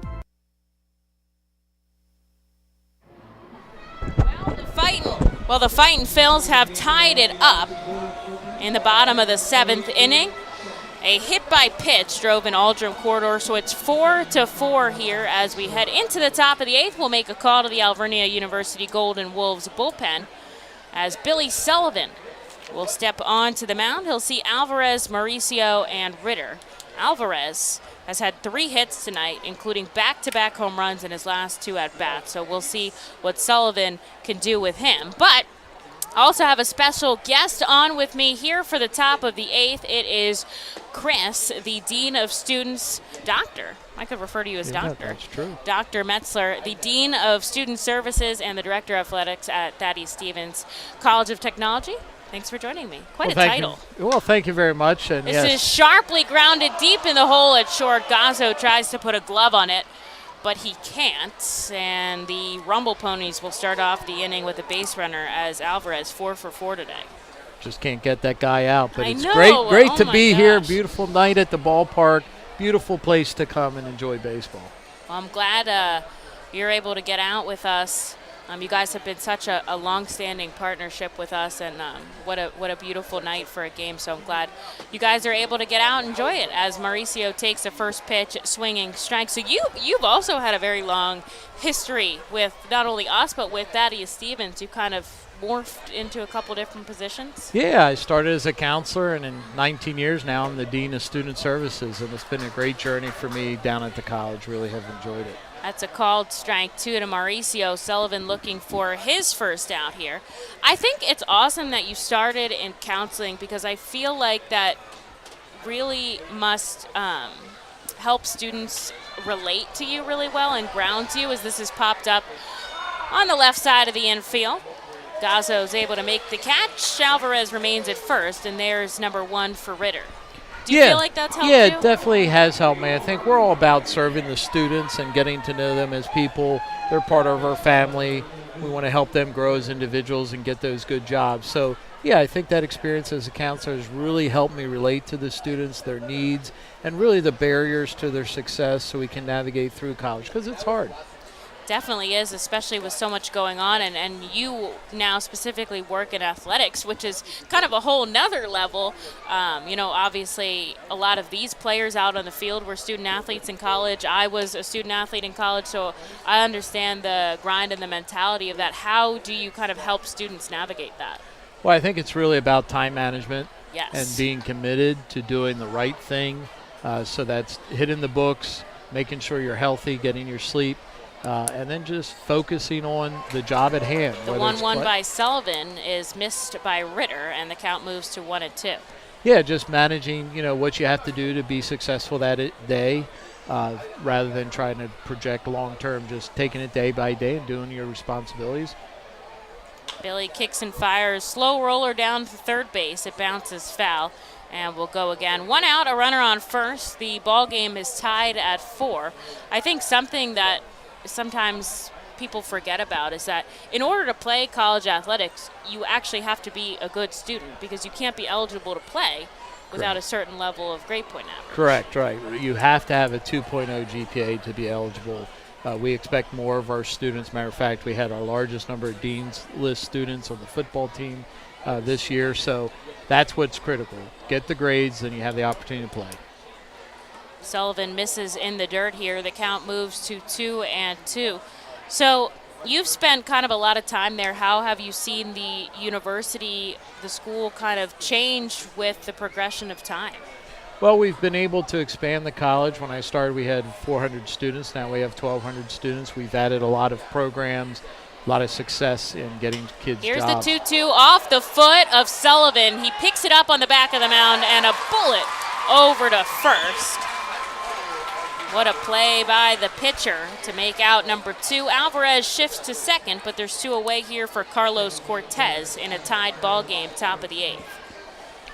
Yeah, so, and the other thing is we've been able to have a lot of success in athletics and in the college. We're getting, 10 to 12 job offers per student that graduates. we're doing phenomenal with our athletes. Matter of fact, we just finished 5th in the nation in track and field in the NJCAA. So that's an unbelievable accomplishment for awesome. little Lancaster, Pennsylvania, to go down and knock it out of the park. So that was an awesome experience. Sullivan sees Cortez for the first offering outside. And not only with that, you guys are also well known, really one of the best 2-year technical programs. Can you talk a little bit about how people can go about that? Yeah, well, anyone interested can jump online to ThaddeusStevensCollege.edu and learn about one of our 25 programs, and then they can just simply apply online and then arrange for a time to come down and visit with us and learn a little bit more about what we have to offer in the dormitories or in any one of our programs. Sullivan with a 2-0 count here to Cortez. He has a runner on second and 2 outs on the board. And he quickly comes home because he violated the pitch clock.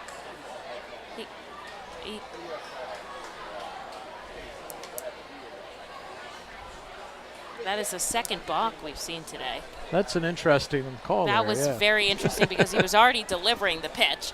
But the runner advances to third as Alvarez shifts over. Now I have the go-ahead run 90 feet from home.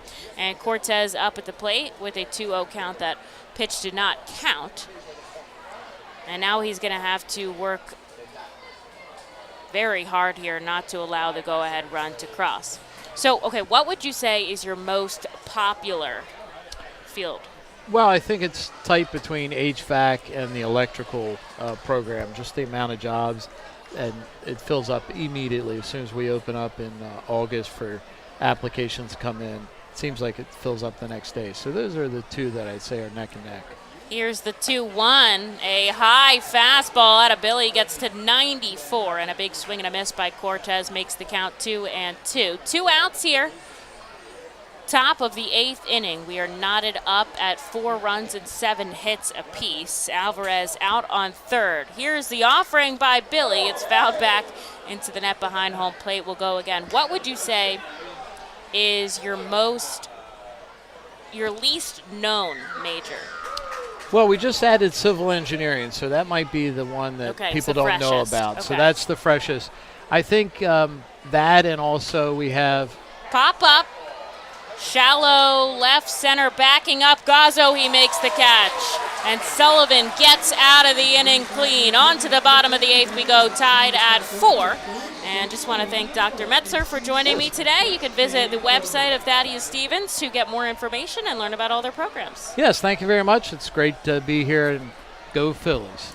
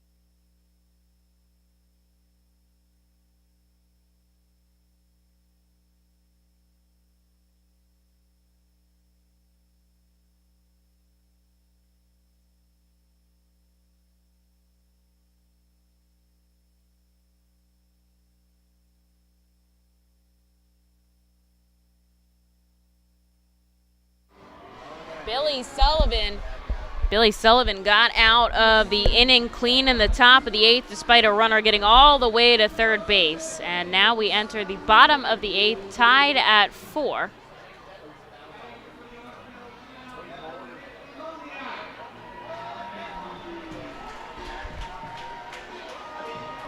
And we'll have the top of the order to do it, a lefty-on-lefty matchup as Mickey Moniak comes in. Andrew Edwards takes the ball from Trey Cobb as the Rumble Ponies make a call to the Alvernia University bullpen.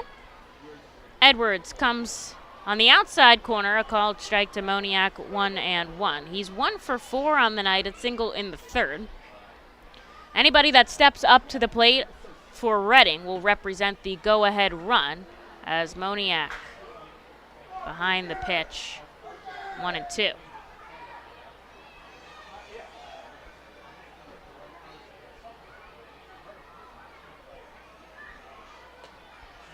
Holds off outside, 2 balls, 2 strikes. Just looking for a base runner here.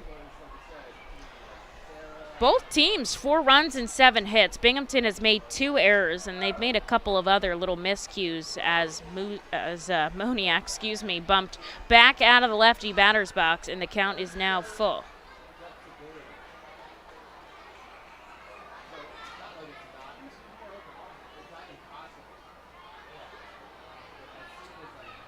Here's the offering, and Moniak goes down on strikes for the 3rd time today.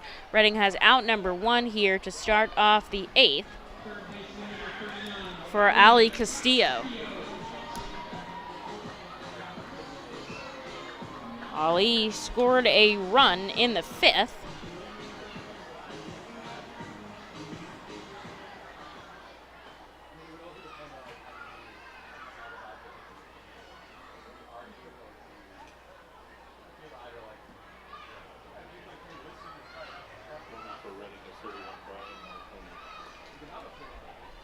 Castillo takes the first pitch strike. 1 out on the board, top of the 8th. The middle infielders playing back deep. The corner infielders playing a little bit closer to that infield grass. Reading just needs a base runner here, tied up at 4. Castillo knocked down in the batter's box. He's hit in either the shin or on the top of his foot. And he's taking first on a hit by pitch. That is the 3rd hit batter that Binghamton has done today, and Reading will get the go-ahead run on first here for Aldrum Corridor. And that's actually how they scored the tying run. Kevin Vicuna was hit by a pitch and brought home Aldrum Corridor with the bases loaded.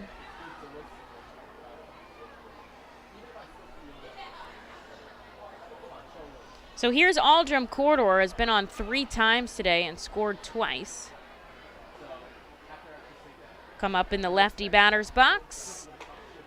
And the lefty Edwards will send him a ball overhead. Alvarez setting up on the outside part of the plate.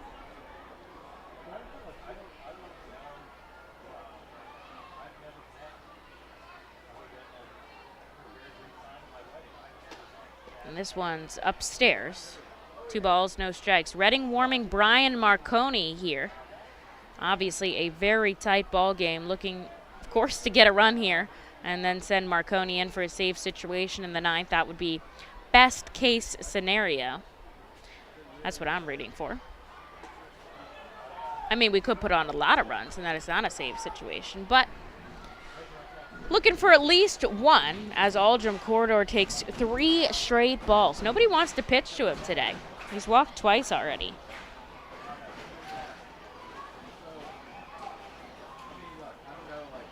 There's the offering inside. Thought it was ball 4, but he's going to have to come back into the box with a 3-1 count.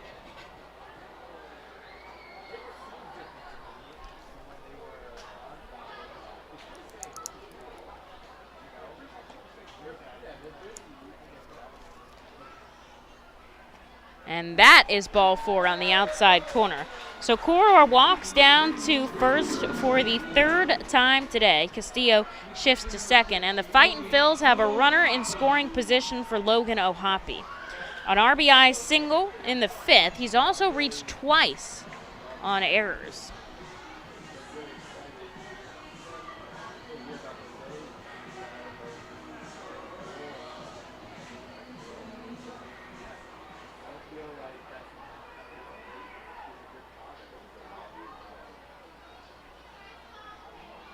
And he'll come up just looking to keep the line moving. Only one out here, bottom of the 8th.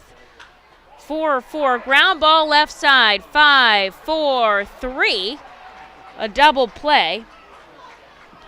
Ends the inning, and Reading fails to score, so we're tied at 4 going into the 9th. Brian Marconi up in just a moment for the Fightin' Phils. K Pool and Spa offers a variety of expert services for both in and above ground pools and hot tubs. They provide the service for Pool Pavilion at the FirstEnergy Stadium and keep it clean and maintained throughout the entire season. Based in Reading, Pennsylvania, they've been family owned and operated for 40 years. Turn to K Pool and Spa for the best value and professional service. International Fireworks is the official fireworks provider for the R-Phils. International Fireworks shoots all 33 fireworks shows throughout the R-Phil season, including 6 Mega Blast fireworks shows. International Fireworks also provides the pregame fireworks after the national anthem at each game. International Fireworks has a retail store in nearby Douglasville, Pennsylvania, where you can purchase all of your fireworks. Visit fireworksrus.com for more information about the International Fireworks retail store in Douglasville. Thanks again to International Fireworks, the official fireworks provider of the R-Phils. Looking for the place to have the ultimate family fun at the Fightin' Phils game? Look no further than Capital Blue Cross Funland. Capital Blue Cross Funland features the most exciting games and entertainment at the ballpark, including speed pitch, mini golf, ring toss and peach basket toss, mascot autograph booth, a bounce house, and the incredible giant inflatable slide. Bring your family to all the fun at their next R-Phils game at Capital Blue Cross Funland.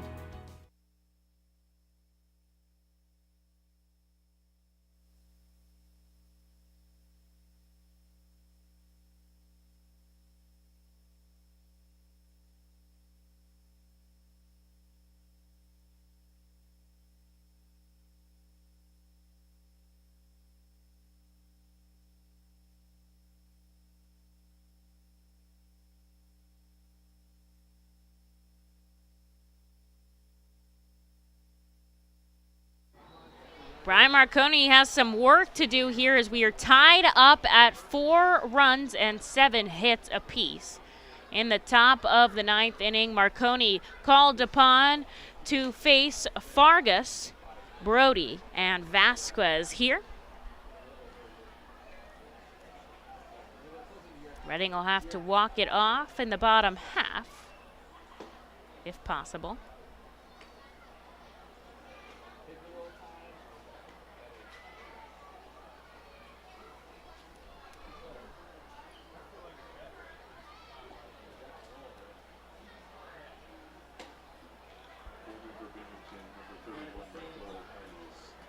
Three balls and no strikes out of Marconi here.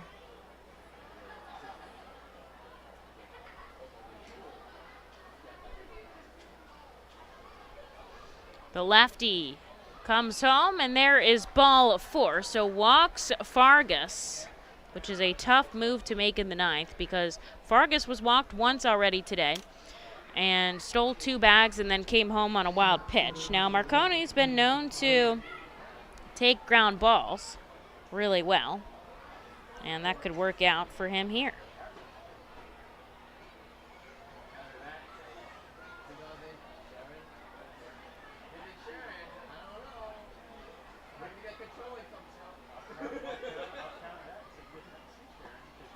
Lefty-lefty matchup here with Quinn Brody, who is 0 for 3. He's hit into 2 ground balls outs today. Be a good opportunity with a runner on first and nobody out. Marconi gets the first pitch strike. Now he comes home again, and Brody bumps it back foul for strike number 2.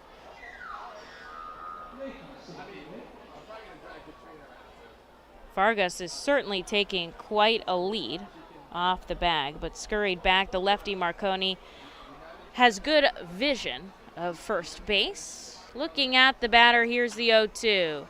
Long fly ball, it's foul. And he'll keep his 0-2 count.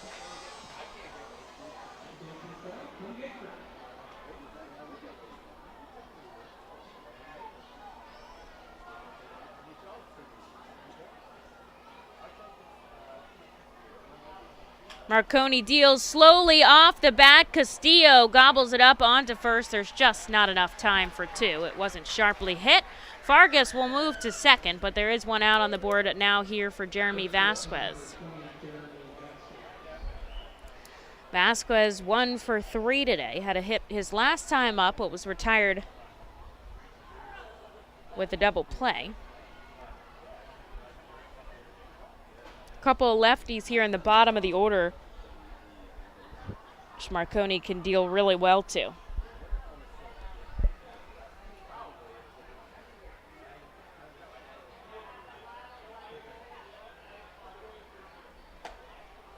First pitch called strike. Checking in on the Phillies, still up 1-0. Top of the 7th inning. I mean, Aaron Nola just dealing. Only allowing 4 hits as Marconi induces a swing and a miss. 0-2, 74 pitches for the starter. We'll see if he comes out in the bottom half. JT Realmuto, the only run of the game. Marconi with a runner on second, 1 out. The 0-2 lofted into center field. On the run, Moniak, the play at the plate is just not in time. And Fargus crosses and scores. The Rumble Ponies take a 5-4 lead. It's going to go in as a single for Vasquez, moved over on the throw down to home. But he's at second here for Zach Ashford with just 1 out on the board. Tough going for the Fightin' Phils. They've certainly had a lot of opportunities to get more runs on the board. Of course, the home team will have the bottom half, that's for sure, as Ashford takes a first pitch strike.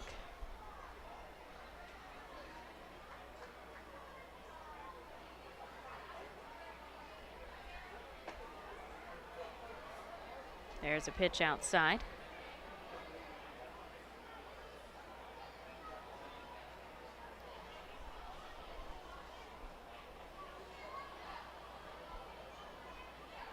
Looking back at second is Marconi. He comes home, misses up and away, 2 balls, 1 strike. Wind still blowing out to center field here. The Rumble Ponies lead 5-4 in the top of the 9th. When Reading comes up in the bottom half, they'll have Ortiz, Fresha, and Sharp. Not a bad place to start. There's a called strike inside. The count moves to 2-2. Marconi's been pretty solid for the Fightin' Phils this season, as this ball is ripped into right field. Coming over, Sharp fielded on 2 hops. He'll bring it in, play at the plate. The throw is off the line from Vicuna. It gets by O'Hoppe. Good backup by Marconi, but Ashford gets to second. And suddenly the Rumble Ponies are up 6-4.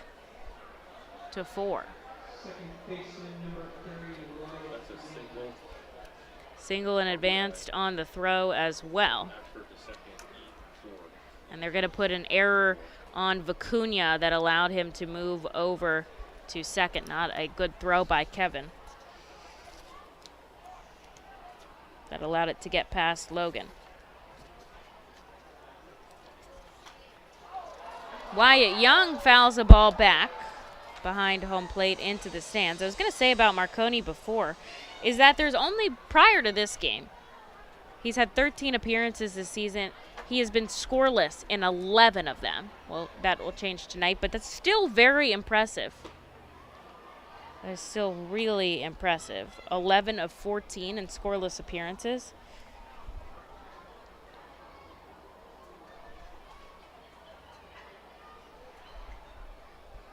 No balls, 2 strikes here to Wyatt Young. The lefty kicks and fires. Young decides to swing very last minute, and he gets tied up on the inside, fouling it back.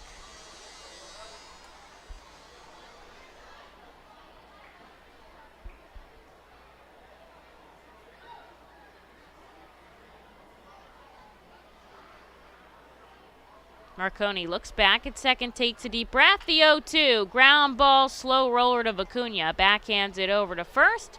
And there is out number 2. Ashford shifts to third. As Francisco Alvarez, who has not been sat down yet, will come up to see Marconi for the first time today.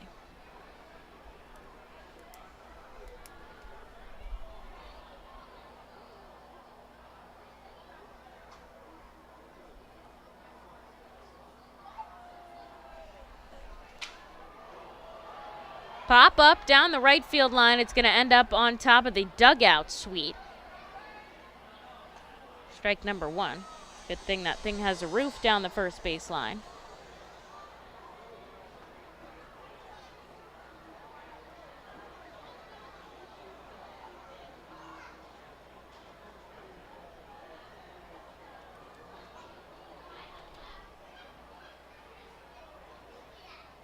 I think Alvarez had to get a new bat there. Maybe cut into it a little bit. He'll step back up here. Runner on third and 2 outs on the board. Binghamton already leads 6-4 here in the top of the 9th. Reading, of course, will have the bottom half. Marconi's got to get him out of this first.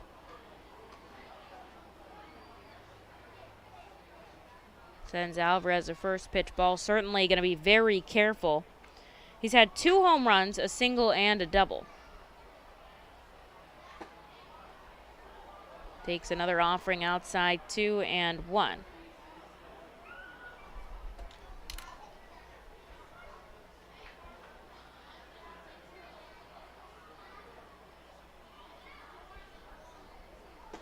Checks his swing. Does he go around? And he does. Strike number 2 for Alvarez.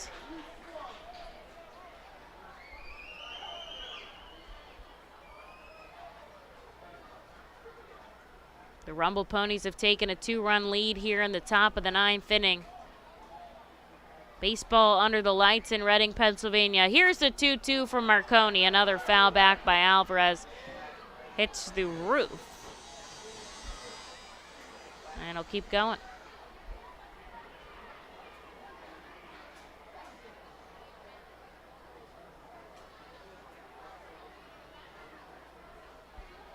Once again, the 2-2 outside, and the count is full. Binghamton started scoring early and often, 1 in the first, second, and third. They also scored 1 in the 5th to take a 4-0 lead, but in the bottom half, the Fightin' Phils put on 3 and then tacked 1 on in the bottom of the 7th to tie it up at 4. Nobody scored until here, when Binghamton has put 2 runs on so far as ball 4 comes into Alvarez. He jogs down to first. Binghamton runners on the corners with 2 outs here for Ronnie Mauricio. Now we're going to see a visit from the pitching coach, Matt Hockenberry. Infielders Vicuna and the catcher Ohapi going to come out as well.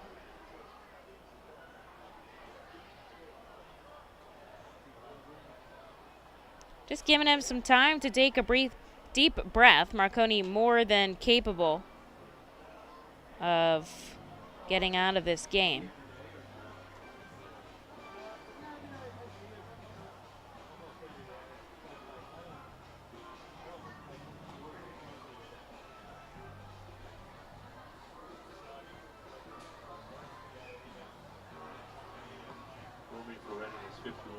And now Hockenberry heading back into the dugout. Brian Marconi with a fresh count here to Francisco Alvarez.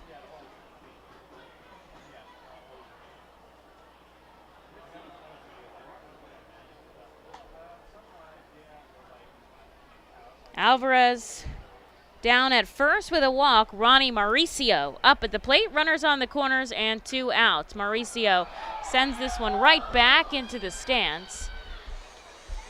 Good stop by a fan. Blocks it. Doesn't quite make the catch. Still looking for it over there. But a first pitch strike to Mauricio. Ashford on third, Alvarez on first. Ronnie fouls back another one with an 0-2 count.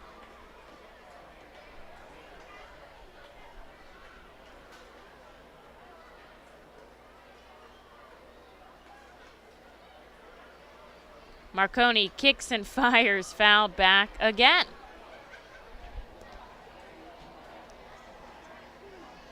Ronnie Mauricio on the 40-man roster for Binghamton, as well as being their number 3 prospect. Looks much taller than 6'3" out there, I gotta be honest. Ground ball right side, Vicuna on to first, and that'll do it, but the Rumble Ponies play 2 runs on 2 hits. They lead 6-4. On to the bottom of the 9th we go. Reading will have to get some work done and then some if they want to walk it off here in the bottom of the 9th in front of a large hometown crowd. The Reading Fightin' Phils are pleased to present you with their classic game program, all electronically. This program has information on the coaching staff, player roster, and front office staff. It also includes feature stories and alumni reports on all of your favorite guys who spend time in Baseball Town. Visit ourphils.com/programs to check it out. Our Phils fans can continue to expect great performances all season long on the Burke's Commercial Roofing stage. It's the home of great local talent, including the Our Phils mascot band. Burke's Commercial Roofing prides itself on being a locally owned and operated company that puts an emphasis on customer service. They provide free on-site estimates and can handle any size repair, restoration, or replacement. Visit burkscommercialroofing.com or call 610-717-3949 for more information. And don't forget to sit back, relax, and enjoy the show at the Burke's Commercial Roofing stage at America's Classic Ballpark. At Savage 61, our goal is to assist you in making a confident decision. Our friendly professional staff members are available to answer your questions and listen to your needs. Whether you're shopping for a new or pre-owned vehicle, we're ready to help you with your search. Visit our dealership on Pottsville Pike.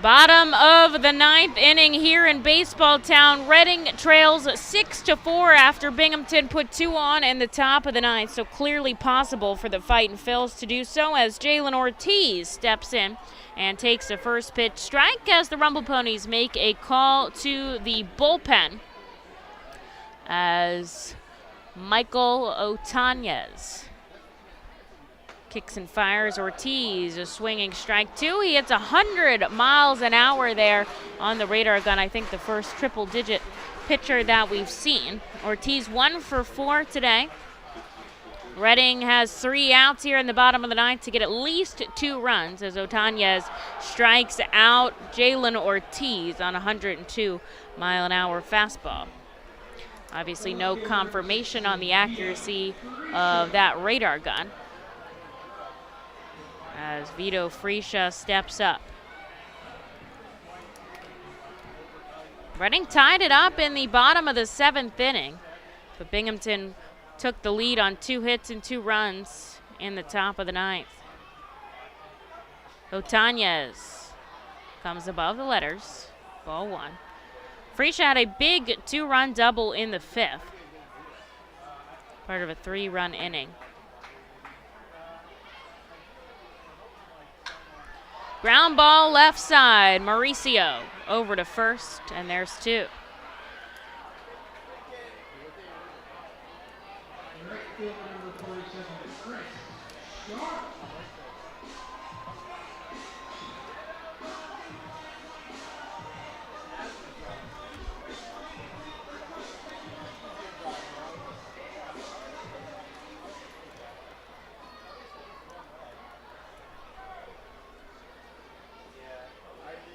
Sharp takes a first pitch in the dirt.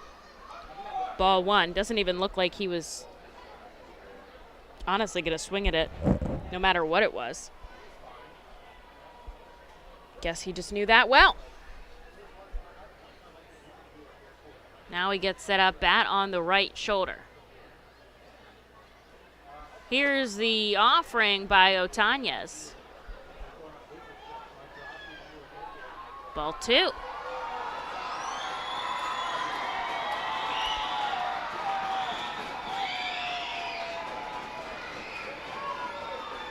And there's ball 3 on the outside corner. The Fightin' Phils just need to keep the line moving. With 2 outs here in the bottom of the 9th, they trail by 2 runs. They've had a couple of times this game to put runs on the board and just couldn't bring them across. 3-0 to Chris Sharp at the knees for a strike.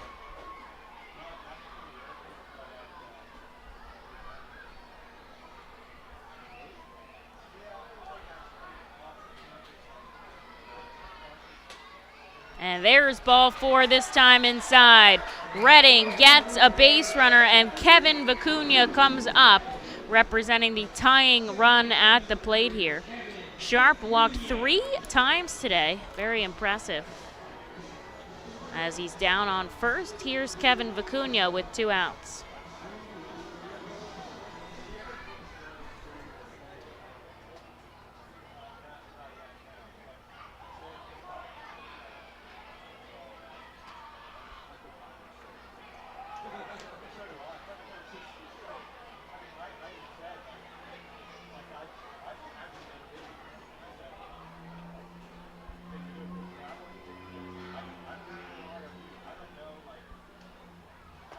Pacuna chases 100 mile an hour, 1 ball, 1 strike. 2 outs on the board here. Fightin' Phils desperate for 2 runs here in the bottom of the 9th inning.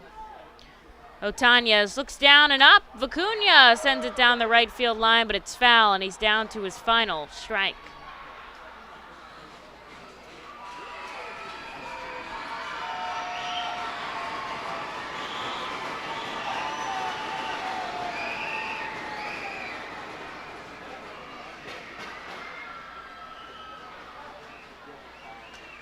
Another foul ball back by Kevin will go again. After the game, post-game fireworks here in Baseball Town. Then tomorrow night, another 6:45 contest here in Reading, Pennsylvania against the Mets affiliate. 3 more games after today.